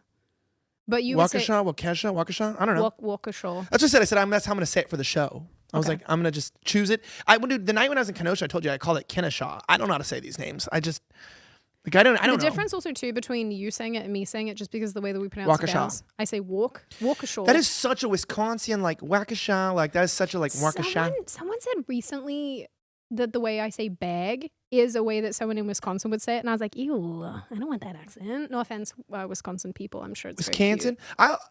Your accent makes me laugh too. The way that you say particular things, because you add consonants where they're actually not, and it makes me giggle. I'm functionally retarded. I know. And so like I don't I sit next to you 5 days a week. I know. Like I don't But your language skills. Like I told you, like Make me laugh. I told you it took me years of speech pathology just to like not have my tongue hang out my mouth. Like I was like kind of like, cause there's a lot of reasons why, but like I was like almost died as Does a baby. anybody else have their tongue hang out their mouth when they talk, or is that just an Elijah thing? I need to know? That's called having like, dude, I told you, and then like I had to go through another pathology because even as like a kid, I just wouldn't chew my food. I would just put the food in and swallow it. Like I'm like retarded. No. Yeah, really. And like I had to go to classes to learn how to chew. Were you you had to learn how to do. Guys, my brain got cooked. Stop this. But then I had to but what was weird is I was like really like school's been always easy. So it's like on one hand, it's like I can do school and math and science really easily. You couldn't chew your food. But I couldn't chew spaghetti. You know what I mean? So like I can never be prideful. That's what people are like, oh, Elijah has an ego. No. I have to live with the fact that there was a point where I didn't know how to chew food. Like it's when I make fun of you for not knowing how to read, it comes from a place of understanding, not of ego. Mate, I'm not because upset. I know. I'm not upset when you say I can't read, because I think our beautiful, wonderful listeners have to watch me struggle every day trying to read simple sentences. No. I do appreciate it when you guys use exclamation points and full stops and grammar and what have you. Because you won't put the kinky glasses on. They're in my bag. No, but that's what I was gonna say. Is like it's actually kind of funny because in the world, God gives us a lot of weaknesses to humble us. Like things do get important, and there are things, but like there's one thing that I can tell you. You couldn't chew. Oh, I love this. No, but like that's what I was gonna say is like when you know this is like I couldn't chew food and my tongue hung out of my mouth, and until I was in the 4th grade, I was so deathly afraid to speak in front of people that I would throw up, and I never would do it. And that's who I was, and that's why it's been a long growth pattern. Not anywhere to boast about yet, but let's see in 20 years. Anytime someone starts to like rag on you in our everyday life, or they start to be like, "Oh, Elijah," I'm like, "Nah, dude, like stop. He's just such a simple creature, and just such a nice, simple creature." And now you're adding to that perception that I have, where you're like, "I can't chew food." You know what? It's like I made you in a computer. If I was making like the most hilarious, lovable human, this is what I would have done. Yeah, so even when I want to tear your face off when you're being a pain in the ass, I'm still like, oh, he couldn't chew his food. Yeah, it's really sad. You're like that little dog. I know. Like when someone sees a little dog that's kind of like dragging its legs behind them, and you're like, "Oh, I want to help. I just want to pick it up and hold it." That's like that. what you see on camera is the result of a lot of years of struggle and trial. And to this day, life has just been like I said. I was with somebody who I'm not going to name in Chicago, who I like understood their story a lot better. I wanted to get to know them, and when I realized the world's been against that person, so they have this sort of like fuck you personality because the world's always been trying to take them down. Yeah. Where it's like, that's what people don't understand too, is like, it's like, we're just like real regular people and we meet you guys all the time and whatnot. And it's like, people think that people on the screen somehow are different or think differently sometimes, which is a weird thing. Yeah. Cause it's like, I don't know. I don't hope we don't give off that vibe, but it's like, trust me, I can never think too much of myself because I look in the mirror. No, I look in the mirror every day to this day and I'm like, I think I'm retarded. And I just don't know how to fix it. Like I think that every day. Just losing my brain cells. That's the way. I think I have one left, and he's in there, and I'm always like, "Stay alive, buddy. I need ya." I have one left. He needs a friend. You need to somehow find a way of developing. Yeah, if you can't cells. laugh at yourself and like see your weaknesses and know that, life is no fun. Like you got to understand the bullshit, and you got to laugh at your bullshit. Like we all have a lot of bullshit in our lives, and you got to just learn to laugh at it and not take yourself too seriously. Because if you do take yourself too seriously, it's not fun. This is what I'm trying to say: is all the fun has gone out of the world because no one can laugh at themselves anymore. You and I sit here like 5 days a week, basically self-deprecating on stuff that, honestly, to be clear, is completely fair and accurate. Like you can't chew your food, I can't read. Like I don't know, Brandon's hair is just a strange color and he's getting a little curl happening. That's not a negative, but I can plait it eventually, and then you're gonna be a girl. You're gonna be our transgender producer. But like there are these things you can take the piss out of yourself. It makes life more fun. But society's completely lost the ability to laugh at itself, and that's why everything's so serious and shitty all the time. And I'm over it. Struggling. I love you, God. Deep State Dude says 5 days ago, Microsoft and Bayer formed a partnership to create synthetic food. Oh, God. Microsoft's agricultural technology and Bayer's monopoly on GMOs and Bill Gates' farmland acquisition is setting the stage for a meatless future. Yeah, I would like to know what that's all about, because you could argue that the reason that, well, I know you don't believe in evolution, but the reason that Homo sapiens rose above all others is because of our consumption of meat, and cooked meat in particular. Hey, you can be a Homo sapien, but I don't swing that way. That's cool. You heard it here. She's a Homo sapien. I am a Homo sapien. I know we've talked about it before, but that's one of my favorite Sacha Baron Cohen skits ever. I just love it. Remember when when he was funny before he got super political? yeah, when they're like, so you're a Homo sapien? Nah, nope. Nope. I don't do that. He's like, yeah, we're all Homo sapiens. That's okay with me. Hey, he's like, my wife's a Homo sapien. Yes, you guys cool. You do whatever you want, but I'm not. Heel Sang says, thanks for everything you two do. I hope you realize how important you both will be in the coming future of this country. Sometimes greatness is thrust upon people without them asking. God bless. That's actually such a nice thing to say. Dana, again, in the chat, telling us to share her GoFundMe for her heart surgery. Yes, we absolutely will. Ostimus Prime says, guys at work started talking about the trial and said the verdict was BS. I asked them who he killed, and I'm not kidding. They said 3 black guys. It's remarkable how many people don't know shit from Clay, isn't it? Rob's Spot the Robot says, FBI fantasy? Cut me, Fed boy. Elijah, hurry up and put a bun in Kez's oven. That's a lot of ease. The biggest way to change the system is to raise a strong family. 3-hour yaw. We're not doing a 3-hour yaw. It's not happening. Who knows? All right, I got another one here that said from Gimple, notice media setting foundation with panic over smallpox lately. Yeah, we have been talking about that. Jared Followell said, I go to the most communist college in the U.S., Wesleyan University. Can't wait to leak what I know about these people. Best way to get in touch with you. Probably email. I'm just, again, I'm always tell you, I'm even overwhelmed. I'm trying to get back to people. Amit S. said, why is no one talking about how Daryl Brooks Jr. was out on bail for literally running his ex over with his car? We did talk about that. Illicit Barrett said, take out the mainstream media and Twitter and you'd be surprised how quickly the country goes back to normal. True. Seth said, my Crowder Blaze sub is going to end soon. Should I renew under SO or YA? I want to support the small guys. Tip for the nip. Well, since this is this show, if you're watching from this show, you should go under YA. It really functionally doesn't matter because we don't, like, I always tell you that too. Like, it directly funds the show. So it just depends what you want to fund. And I would say, since we're on this show, fund this show. We also have Seth said, my crowd, or the Real Hydro PX said, anyone surprised a female wants to be the arbiter of truth? I don't know what that means, but the last king of Norway also sent you some more crony dollars. John Crawford said, the nation isn't ours. It's just our turn. When our turn on earth is done, now we will leave the nation and the world. Let's go, Brandon. Let's go, commies. Tatiana says we're fighting wokeism even in the Orthodox Christian Church, which is the church descended from the apostles. Nothing new. I love how Orthodoxes always put that in there. And so Catholics say the same thing. We dealt with this in the USSR. God wins in the end no matter what. Never lose hope. Love my Orthodox people. Aww. Melissa C. said, hi from Bermuda. What? Enjoying you not holding back book recommendation for both. I don't have enough faith to be an atheist. Norman L. Geisler. Someone also told me about a book I'm going to read too called like Masculine Christianity. Mm-hmm. Like where it's like just how things have become feminized and how to like take it back for God. I'm going to read that book. I'm going to do it. Oh yeah. Get around. I already ordered it.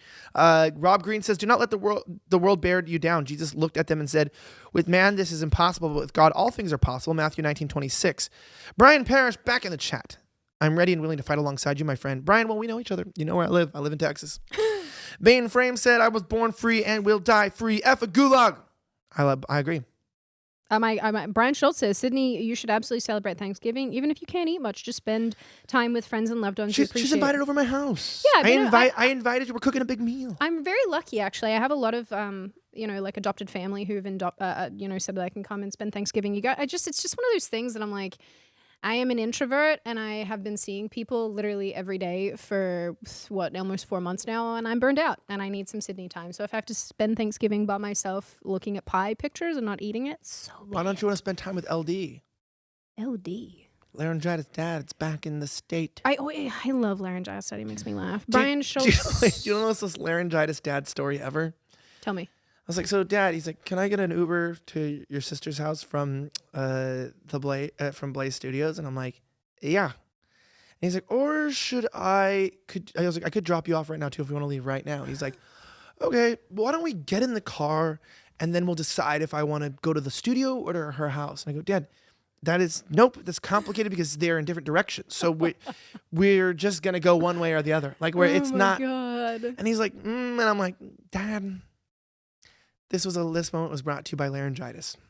Laryngitis dad is also, you know how I just said that you're like that little weird like dog that's, I just want to pick you up and like hold you. I love my dad very much. Your dad's also like that, except that he's got no legs. And if you're in the Telegram chat, you would have gotten exclusive LD photos last night when he came in dressed like a skater. He's so funny. Make sure you follow it at Slightly Offensive on Telegram. We got a good chat going. Brian Schultz also says AR-500 is nice. Their Veritas plate carrier with Cumberband is a fantastic deal. There you go. Dixon Yarfaze says, so if Rittenhouse plays Call of Duty, then Brooks plays Grand Theft Auto. Oh my goodness. That's great, but too soon, mate.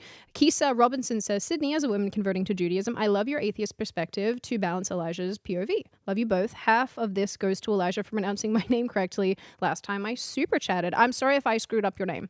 And I'm really glad that you're here, and thank you for enjoying our arguments. Viking81 says, crazy thing is Kyle was labeled a...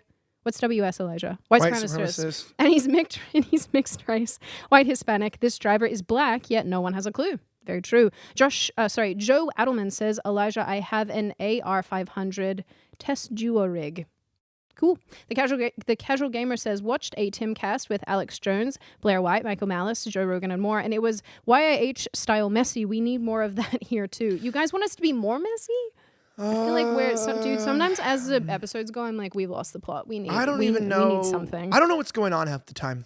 I know you don't. I can tell when you've zoned out when I'm talking or when you're reading something or looking at something and I'm like, come back to me, ADHD baby. Yeah, I don't even that's why I don't even know if ADHD is like actually real, but whatever this is like, I don't know if anyone watching this, I have such a hard time staying focused.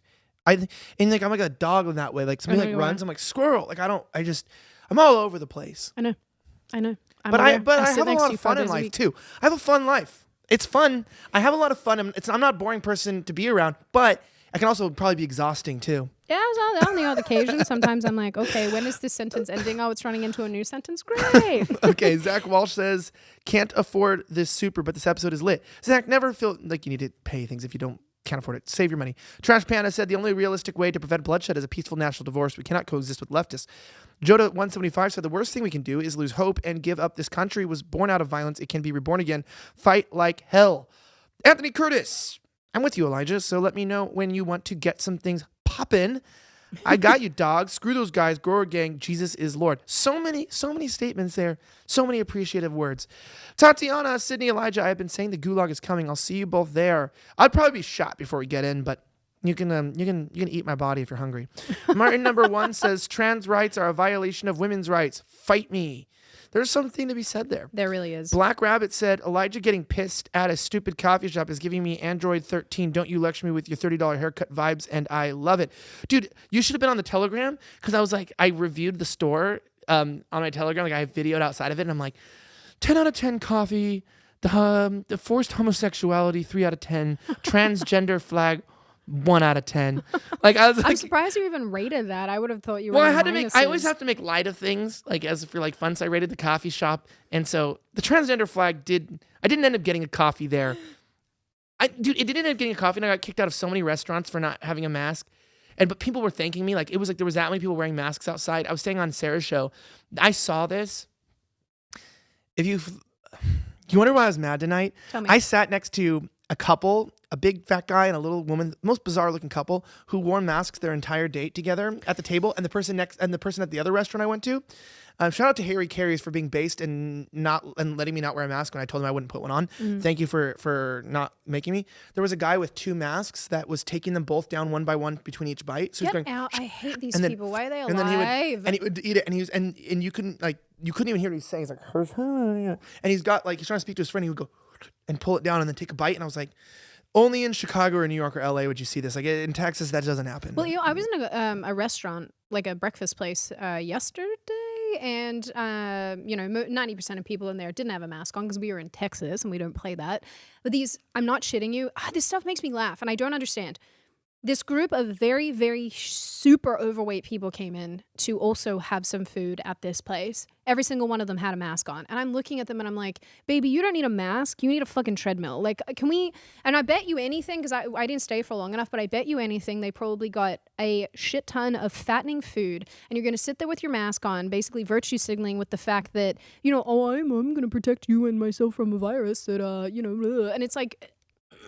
Fat shaming. Yeah, I will seriously... Them fatties got problems. It makes me want to blow my brains out. Like, honestly, one of my girlfriends legitimately hates fat people. When she goes off about it, she's like, they're the ones who are kind of fucking society. And it makes me laugh because I'm like... In this case, at least, it is enraging watching people who are super overweight being so unaware that they're walking around like having no self-awareness. They're walking around with a mask on, and I you're used to like, be afraid of fat people. no. Yeah. And I had a friend named Alex. I remember like I was like totally afraid to say that like morbidly obese people scared me. Growing up, they always frightened me. You didn't want them to like Well, I absorb didn't you? want people to I didn't want people to know to think I was petty like that. Are you petty? But no, but listen, I was always like, it was like a phobia. Like I was like scared of it. Why though? And I was just scared Do of one it. sit on you? No, they were just Touch you? they were just sweaty and they Absorb you? They were just Put their rolls on your head? It gave me anxiety, like to see them.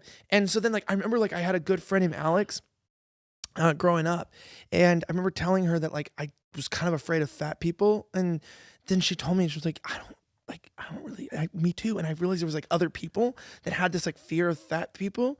Like, I'm not talking about just like heavy people. I'm talking about like very, very heavy people where it's like, it freaked me out. And to this day, it does freak me out. That's why I have like body dysmorphia where like, even if I gain like, I just gained like a few pounds. Like recently it was like just like a little bit of like I got like a little chubby from like traveling. And in my head, I'm like, that's the closest you're ever going to get. No, like I'm like, don't ever get worse than that, Elijah. Stay healthy. And even now I'm like, because obviously I never had a parent die, so I didn't know what kind of effect that would have on you. And like I never lived in a country as a reporter in riots, so I didn't know what that was going to do to my body. But I'm like, never again. You've never been fat. Right. Like I've never looked at you and thought, oh, like well, yeah, but that's what I'm saying is that even just like gaining that weight to where it was like still unhealthy, and I'm like, I think in my head, I'm like, never again. Like, don't ever get there. And just like, obviously now I know if my other parent dies, I know how to deal with death in the family. If anything bad in the country happens, I still know how to deal with it.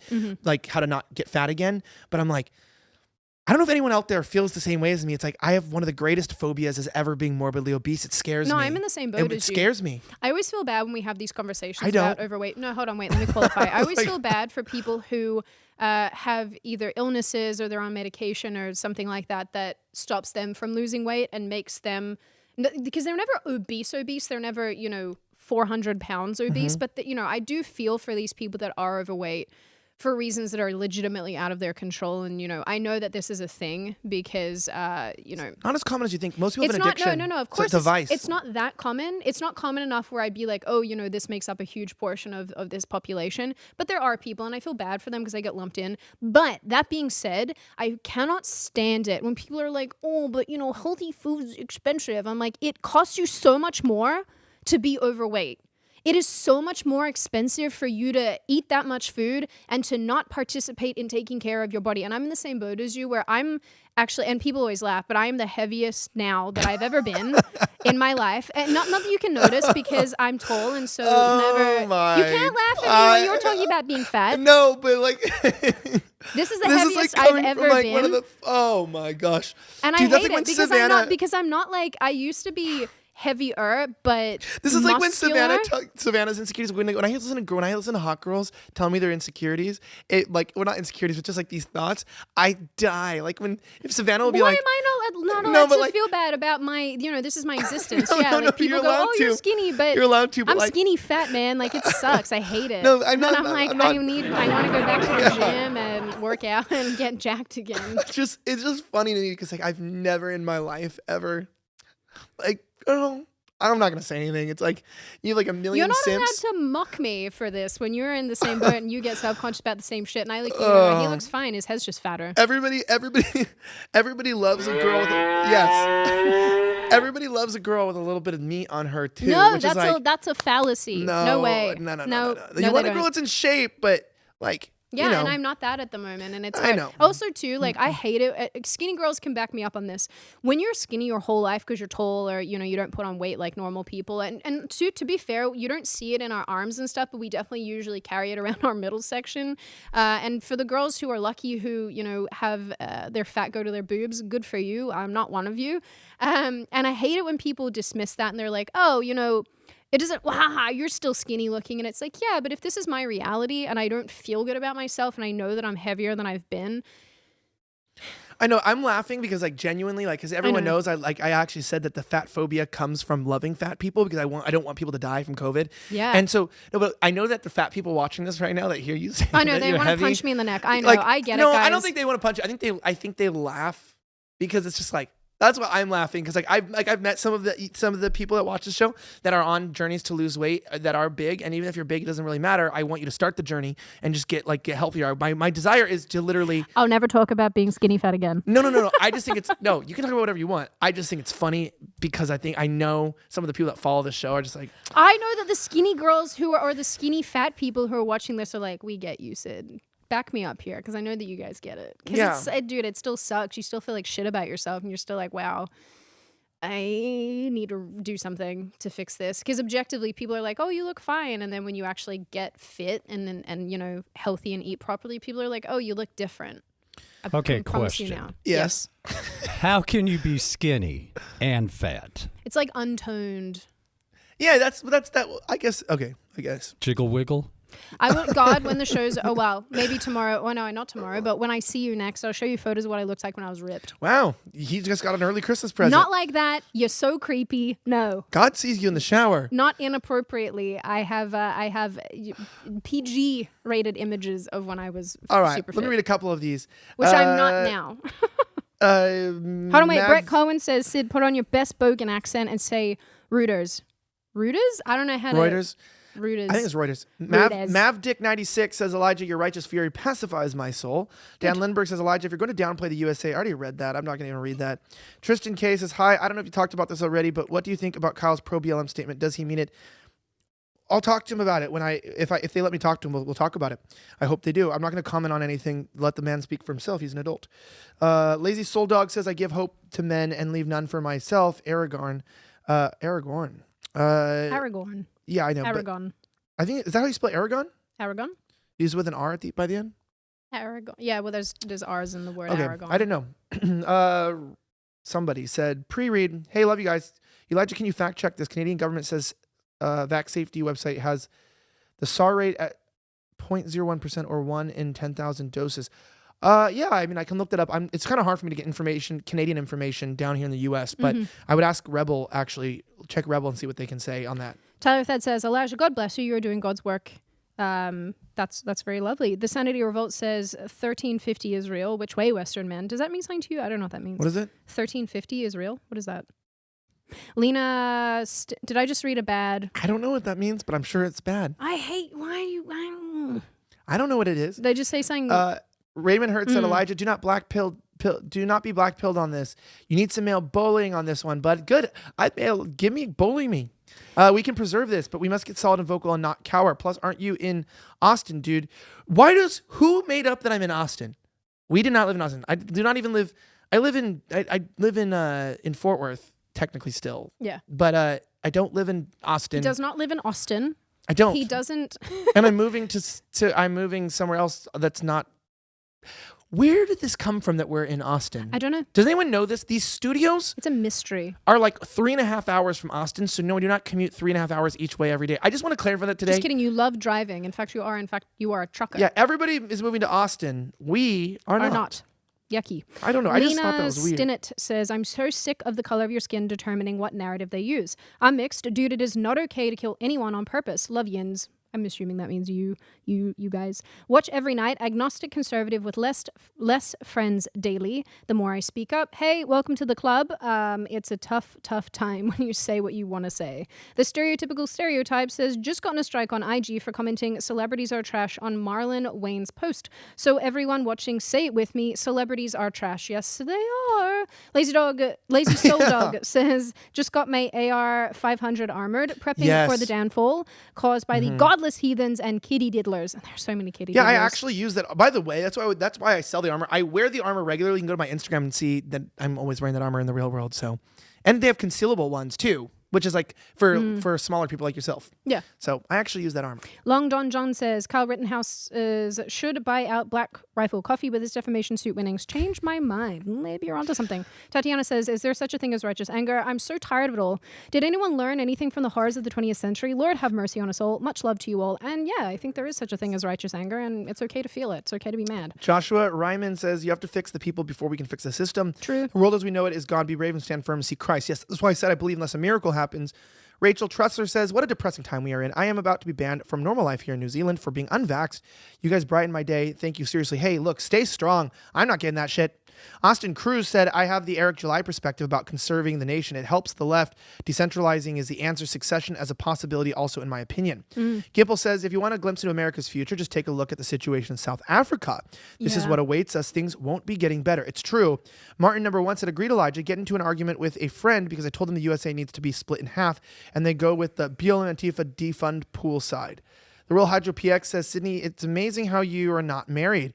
You make everything about yourself. I'm sure every guy knows you well enough at this point. Literally, I don't understand. I don't understand anybody who would say that. Literally, first of all, can I say something funny? I just had this conversation with Sav about something where I said, like, I always think it's funny when guys that are conservative, like, talk about wanting to be trad, and then, like, they're not married, and then they just, like, sleep with whores and stuff. And it's like, okay, well, you're, like, adding to the problem, okay?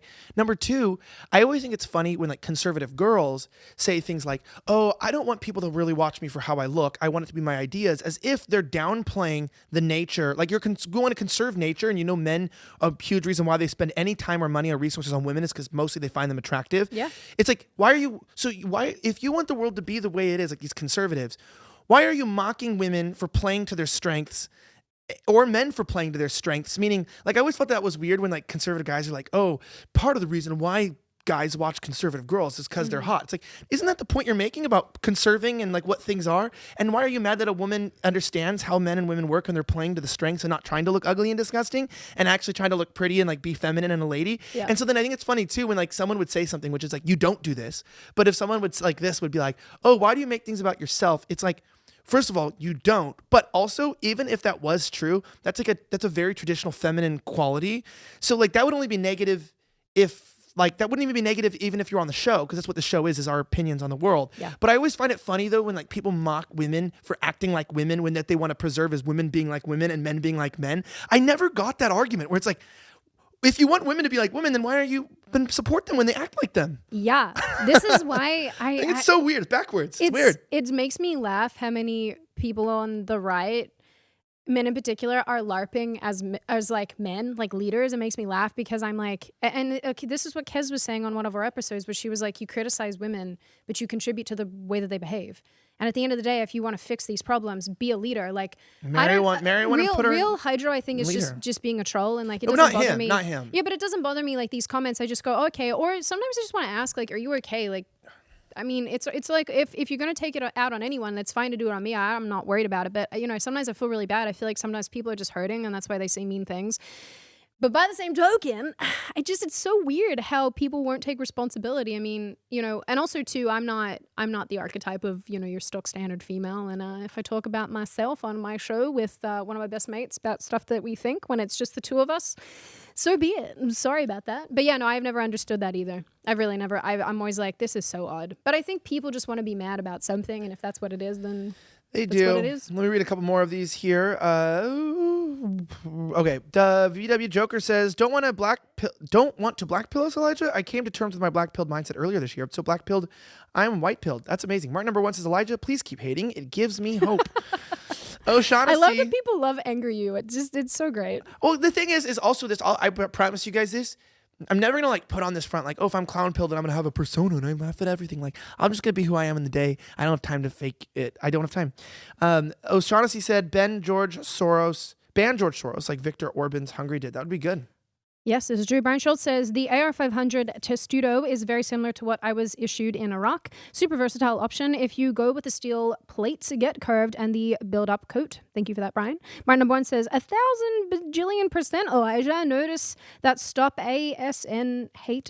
What? Oh, Asian hate. Sorry, guys, when you don't spell words out properly. Asian hate never took off because 90% of the incidents were by you-know-who. I noticed it when the buzz didn't last a week. That's very true. Information gets hidden based on who is perpetrating it. Scarier, so, whatever this is, may lose job due to mandate, thinking about jumping into political podcasting. Market is saturated, though. Can I send some demos to you all to see what you think? I have a background that will give unique perspective. Let me know. I think the thing about political podcasting is, like you said, it is saturated. Finding a hole in the market is incredibly difficult. But yeah, I mean, if you want to do it, jump into it. But I will say it is very hard to get off the ground. But we do obviously wish you guys the best of luck when you try these things out, because it is challenging. But if you can do it and you have something to say, then say it. The more voices, the better. Dan Lindbergh says, "Get angry, Sydney. Do not hold it in." I try to be rational as much as I can. Yahweh says Elijah has already been given the information for the identity of the Antichrist. Watch the video on this website. On Google search Michael Casting Pearl's Antichrist and go to the first website. Okay. Real Hydro says, as long as we have people like Sydney talking and voting, we will keep losing. Well, I think that's arguable. Scott Anderson says, the glorification of degenerate lifestyles highlighted in the mainstream music has a direct correlation with violent trends in race, and it needs to stop. True. The Jester says, what's your opinion on white tears? I feel like people are telling me my pain and suffering is not valid because I'm white. How do you have a conversation with someone who doesn't view you as a human? That's a fantastic question. That is definitely like a prevailing attitude that your opinions and whatnot don't matter because you are white. And it's really sad that but this doesn't extend into the broader population. I would say that only a fraction of the population acts like this, but they're just a very, very loud fraction of the population.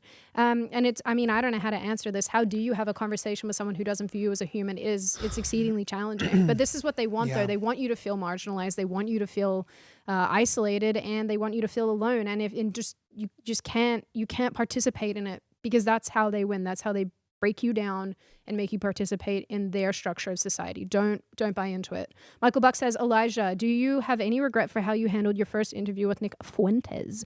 I imagine it would go very differently now. Well, maybe you'll get to find out if it would go differently. I don't know. No, I don't have any regrets. I don't regret anything I've ever done. Good. That's the I way. just really Be don't. Teflon. I'm just learning and growing, and I never compare myself to my old self. I compare myself to today. The Sanity Revolt says, we can never denounce sharply enough the idea that geniuses are found at the ballot box. My friend Floda. Okay. The Casual Gamer says, why does Elijah always wear long sleeves? Wow, he's actually hiding his noodle arms. I'm just trying not to. No, actually, I believe that men should, for the most part, we should cover our arms in studio. It looks better. You should, because it makes you a dirty slut otherwise. Yeah, I don't want to be too much of a thirst trap for the hose. I'm trying to lead women to Christ, not to the grave, not to the depth. So you ain't getting these guns, you ain't getting them. Did you just self-censor? Did you just bleep your own I didn't want to call girls mother effers, so I stopped myself because I thought that would have been rude. You can call us. The joke almost became rude, so I stopped it. That's called impulse control. It is. There you go. I wouldn't know anything about that, given that I'm a woman. Yeah. Lazy Soul Dog That makes everything about yourself. That everything's about. Did you not know everything's about me, Elijah? Get with the program. Lazy Soul Dog says the parade attack is an FBI false flag OP. Wow, maybe. Gouda Skateboard Co says awesome to have Elijah back. If white vigilante justice is real, why didn't we see it last night? Good question. Brian Schultz says, Sydney, please stop saying rubbing off. I will not. You cannot make me. Proper Geezer says, what about what happened in Cologne on New Year's Eve, 2015? I'm assuming 6 is June. 2015, 16. Oh, I understand. 2015, 16, just as disgusting as the grooming in Rotherham. Oh, yeah, that's true. Someone who went through touching people on the train and what have you. That ended up being, I'm pretty sure, another Muslim migrant, which is interesting. As if the Muslims are the good guys. Titan Tech says, Elijah, I'm so happy that you are converting Sydney. No. He's not converting me. He's just, making me say things he says. Her eyes are finally opening. When she talks, she's totally turning into you. Cheers to both of you. I'm Brandon. Love you guys and the show. We love you as well, but he is definitely not converting me. He's just, his no fucks given attitude is rubbing off a little bit. It's true. Hunter Brooks said he was a skater boy. Kyle said later boy. It's true. Someone that night said goodbye to their skateboard and their life. Woo! 90s hippie said, you guys are literally both my spirit animals. I always look forward to watching. Hey, Elijah, ever watched The Midnight Ride? I never have. Martin number 1 says, YouTube is annoying with the censorship of SC. Please make an alternative to SC. It's really annoying. What's SC stand for? Super chat? Yeah. Oh, well, I don't know. I guess Brian so. Schultz said, I have all these revelations when I'm driving. Maybe concentrate on driving. Brian, if I did that, I really wouldn't be doing my female roots true. If I'm not, I can't concentrate because I am, in fact, a female. It's true. Cora Musgrave said, I late to the live stream, but love the show. Love both of you guys. Keep fighting the good fight. Also, so you guys know, Brandon hasn't spoken this episode because he died. His funeral's tomorrow at 2 p.m. Did we even get Brandon on the camera at all today? No. Was he there? Is his camera broken? He's just chilling. Oh. He's chilling. Zach no wait. Did you read Gouda Skateboard Co? The justice system is rigged. Oh no, wait, you're starting. Sorry, I'm skipping ahead. The Real Hydro says, Sydney, why do females like you love to put people's problems out into the world? Well, if I didn't, then the problems wouldn't be known. All right. I'm sorry about it. Anna Gomes says, hi guys, here in Portugal, the news channels are saying that the guy who ran over those people in Waukesha was running from another crime. Is that true? No, it's not. It's not true. Zach Walsh says multiculturalism really doesn't work. If you ask someone from 1920 what they thought about flooding their country with foreigners, you'd get decked. Yes, you would. Gouda Skateboard Co. says the justice system is rigged. Everyone knows it. I'm glad Kyle won his case, and it was very stacked against him. Yes, it was. Did you read Tatiana's one, Elijah? What's being done by Soros? No, read that. What's being done by Soros, the Soviets did the same. I don't know how to pronounce this word. What is this? Solzhenitsyn wrote about this. We've had so many warnings and never listened. Sad. True. I think that's it, dude. No, we have more. Okay. Yep, we definitely have more. Never I'm just ending. going to them real fast. I love that you guys interact so much, but sometimes my brain is just here like it is. pudding. All right.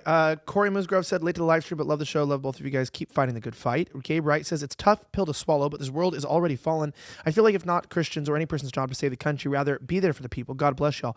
That's like a somber pill. DK says, trying to be clown pilled. Grateful I found a good based man to help raise my kids after their father left to become a woman. Wow. Actually, my life. That is such an interesting story. Wow. John Churchill said, hey, Elijah, I don't know how to fight back, but I do know I can put my money where my mouth is. Appreciate all that you do. That's awesome, John. Thanks for supporting the show. We support you too. Jason Siberian said, I want to start a Twitch channel and try to make some culture on these leftist platforms. It sounds like a quick way to get banned and attacked, but who knows?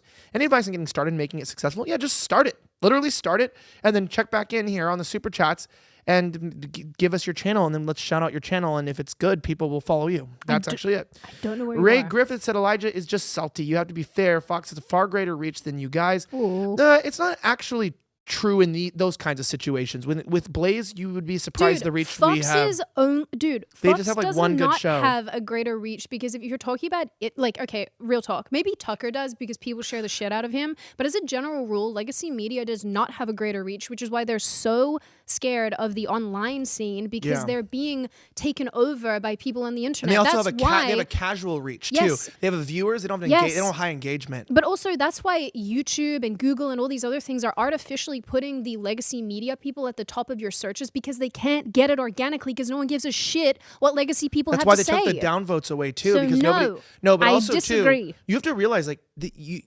Blaze, like an interview like this, Blaze is Steven Crowder, Mark Levin, Glenn Beck. This show, my other show, we have Jason Whitlock. We literally have like Chad Prather, Sarah. I mean, we reach tens and millions of people. We're actually bigger than Fox Online. Yeah. So that's actually an untrue statement, and that's what people don't understand. Is like legacy media. It's a blessing. I think when I was on Fox the other day, there was did quite a few millions of views, but it's like even just slightly offensive reaches millions of people every month. And this show all does a few million as well. And just between these shows does a lot. So it's actually things aren't as small as you think they are. If you're just watching on YouTube, remember that we're audio podcasts, that we have our own website. There's a lot of things, and it's God bless you guys for supporting the shows. But it's like, that's what I want to say is like, there's an illusion that legacy media is bigger than it is. And it's not. And it's actually not that profitable. Like they're losing every day. It's basically it's artificial. Everything that you see, particularly pertaining to legacy media, is artificial. Because it's been orchestrated by Google, by YouTube, these platforms. It's not real. That's so why they're not bigger, and they don't have greater reach. Yeah. And actually, in fact, what's so funny, it makes me laugh, when you look at the numbers of how well their shows do, you and I get more views on our YouTube content on our own respective channels than legacy media shows do, and they're put out to how many news stations and whatever across the country. It's just ridiculous. No, but it's rigged. I was going to say this, that's why if you want to start your own channel and you're afraid, like, how do I get big or whatever, trust me, even if you're on if you are like starting your Twitch channel, whatever you want to do, guys, just trust me, you can get an audience very easily, and you can go far in life, and I believe in you. Mark number 1 says, I think Kyle saying he supports BLM was such a great FU. I think it was 40 chess PR move. Yes, I support BLM, but I'll still check a hoe. Yeah, I think a lot of people are disappointed by things like that when people say stupid shit. Tarzan Jungle Kung Fu says, Rogan, Rittenhouse, and Sandman should form a defamation supergroup to bankrupt MSN, and they shall be known as the 3 defamationeers. Haha, very true. Nancy Grimm says, per Robert Barnes, Kyle's security guy Hancock is controlling every everything and probably set up the deal with Fox. Barnes does not trust the guy. I don't know anything about that. Maybe you do. Maybe you can't comment. I can't comment. Young Pei Chang says, hi guys. Sorry I'm late. Blech, so tired. Well, we are too. We're glad you're here, as per usual. Porchside Politics says, Elijah, love the show. Please shout out my channel, Porchside Politics. There you go. There you go. Porchside Politics. Jesus Davila, or Jesus, whichever name you go with. I know he's this back. is completely out of left field, but Sydney, can I email you regarding a spooky paranormal experience I went through? Just thought you might find it interesting and a nice distraction. Of course, you can always email me. Kelsman says, I love Sydney. Elijah's okay too. Brandon is a badass. Love the show, y'all. Well, I love you too, friend. Yahweh says, Elijah has already been given the information for the identity of the man of sin, the Antichrist. Oh, you're saying this again. Google Michael casting pearls Antichrist. Okay. Prophet says, hey man. Hello. Serena Jacobs says, my son, Elijah, also doesn't chew his food. Maybe it's an Elijah thing. I hope he's not functionally retarded like me. I pray better things for your son than my life. JB says, I'm from Wisconsin and Elijah has been pronouncing Waukesha correctly. Well, there you go. Josh Karen says, I'm functionally retarded. Alicia, yet you are still smarter than the people who see evidence right in front of them on what's going on and ignore it. This is true. You can be functionally retarded and up to date. Right-wing BDSM guy says, I saw your Keep Your Rifle by side post on Insta. Love that song. It was actually made to make fun of gun owners, and turns out we love it. Here's another version of it with a cool music video. They didn't make it for us, but we co-opted it. You know, they made a song to mock us, like the right wing. Really? And it's actually epic because it's like it's a really good song by a really good choir. Mm-hmm. And basically the lyrics are like, they're coming for your kids, keep your rifle by your side. But like, it's actually, everything is, we actually believe it. And they're mocking our beliefs, but we're like, dude, this is such a good song. Like I'm singing it all the time. I love when that stuff happens. I love it. Crit G says, as a Melburnian imprisoned among zombies, I hate how I've come to accept that it needs to get way worse before it might get better. But at least I have you guys to entertain me in the interim. I know, I'm so sorry for what's happening in Australia. I'm right there with you. I swear I'm right there with you. Jewish AF says, tried to get a hold of Elijah without a reply on Twitter about getting an AR lower to Kyle Rittenhouse via FFL. Love y'all. Let me know how I can help. Guys, sometimes when I'm reading retarded stuff, it's not because I can't read, it's because you guys can't spell. Yeah, and I'm sorry, I can't deal with transferring guns to Kyle Rittenhouse right now. That's not I have the power to do. O'Shaughnessy said, do you see how Europe is getting screwed right now? Yes, oh, we do. It's so bad. Shawl Kramer said, I can't wait for Malice's white pill. Not Bob Saget says, white haven't been angry since 1776. Them condoms don't want to, what? I don't even know. They don't want to see us angry, basically. Okay, coat hems or something that says. Bill Lewis says, I met you in DC. You are a very nice guy. Yes, he is. Oh, cool. Nice, Bill. Good to meet you. Melissa says, I can't believe a man who killed 5 people with his car is released on $1,000 bail. Guess if we had the answer to what would have happened if Kyle was black. Yep. No, yes, I don't think he was released on $1,000 bail right now. No, he was. They released him? No, not right now, but he was released. No, that's what I'm saying. They're confused. After running someone over. Yes, but they're confused. The $1,000 bail was from the last time. Yeah, from the last time. I think he's in prison still. Yeah, he's remanded for sure. Okay. Miss Anthropic Nihilist says, did you guys hear about the trans activists who doxed J.K. Rowling? Yes, they did. And then what's so funny is they were like, oh, we got so many threats. 3 trans activists doxed her address and then cried on social media because people attacked them. And it's like, what is wrong with you? Oh, they make me so mad. Robert H. says, if you think this country is over, remember the trick that Christ played on death. Elijah probably knows more about that than I do. Keisha Robinson says, Sydney, you did a great job on my job. $1 for you. Now I feel like I said it wrong, Gabe. Keisha. Singing in my bathroom says, Sydney, any update on the plan for Brandon's peps? My patience is wearing thin. Biden pun intended for the big reveal. Well, we'll try. We can't promise King anything. Salmonfish said, told Sav last night she needed a reframe. This is a hot kinetic war with paramilitary framed as protesters and such. Soros funded BLM, done it before. I don't know. I'll break that down. But the one voice said, just popped into the show, some love. More money for the Nip Fund. Cha-ching. Christopher Oak says, going to catch this in the morning. Can I move to another universe yet? I don't know. I'll come with you. Blake Christmas says, lots of talk about OSHA mandate, but I work in healthcare, which is covered by CMS mandate. We need more support to stand against it. True. Kylie something said, you ever heard of Hans Hermann Hope? He is based AF. I recommend his book, Democracy, The God Hath Failed. Or if reading isn't your thing, watch this talk, State or Private Law Security. Sneaky Fox Jr. said, this episode makes me cry for the country. That's very, very, very interesting. We have only 3 more here. Hans said, holy effing based episode. Brandon, should I trust my new boss that's been fired over 100 times but swears that it was always his last job? He says it's good to have a diverse background, but I don't know sus. I don't know what that means. I don't Brandon, know what what that does means that mean? either. I don't know. I don't know what that means. That asking me? Yeah. I think I said, Oh, I have no idea. yeah. Brian Schultz says YH is almost 4 mil total views for the channel. How do you know that? I don't know. Viking81 says, love the show. Don't ever live in Austin. It's a blueberry in a tomato soup. Also, get Razor Fist on. Awesome. All right, guys. Well, I'm going to let you know something tonight. Here's some good things. The show is growing. We broke our record for the total amount of live views that we've ever had. We had almost 9,000, which means that we are growing thanks to you guys, and we appreciate it. We do love you. And we make sure you, again, subscribe by hitting that button below and turning on the bell. We need more subscribers. We're trying to get to 100,000. So if you watch the show regularly and you aren't subscribed, make sure you share it with friends and family as well to get them on board.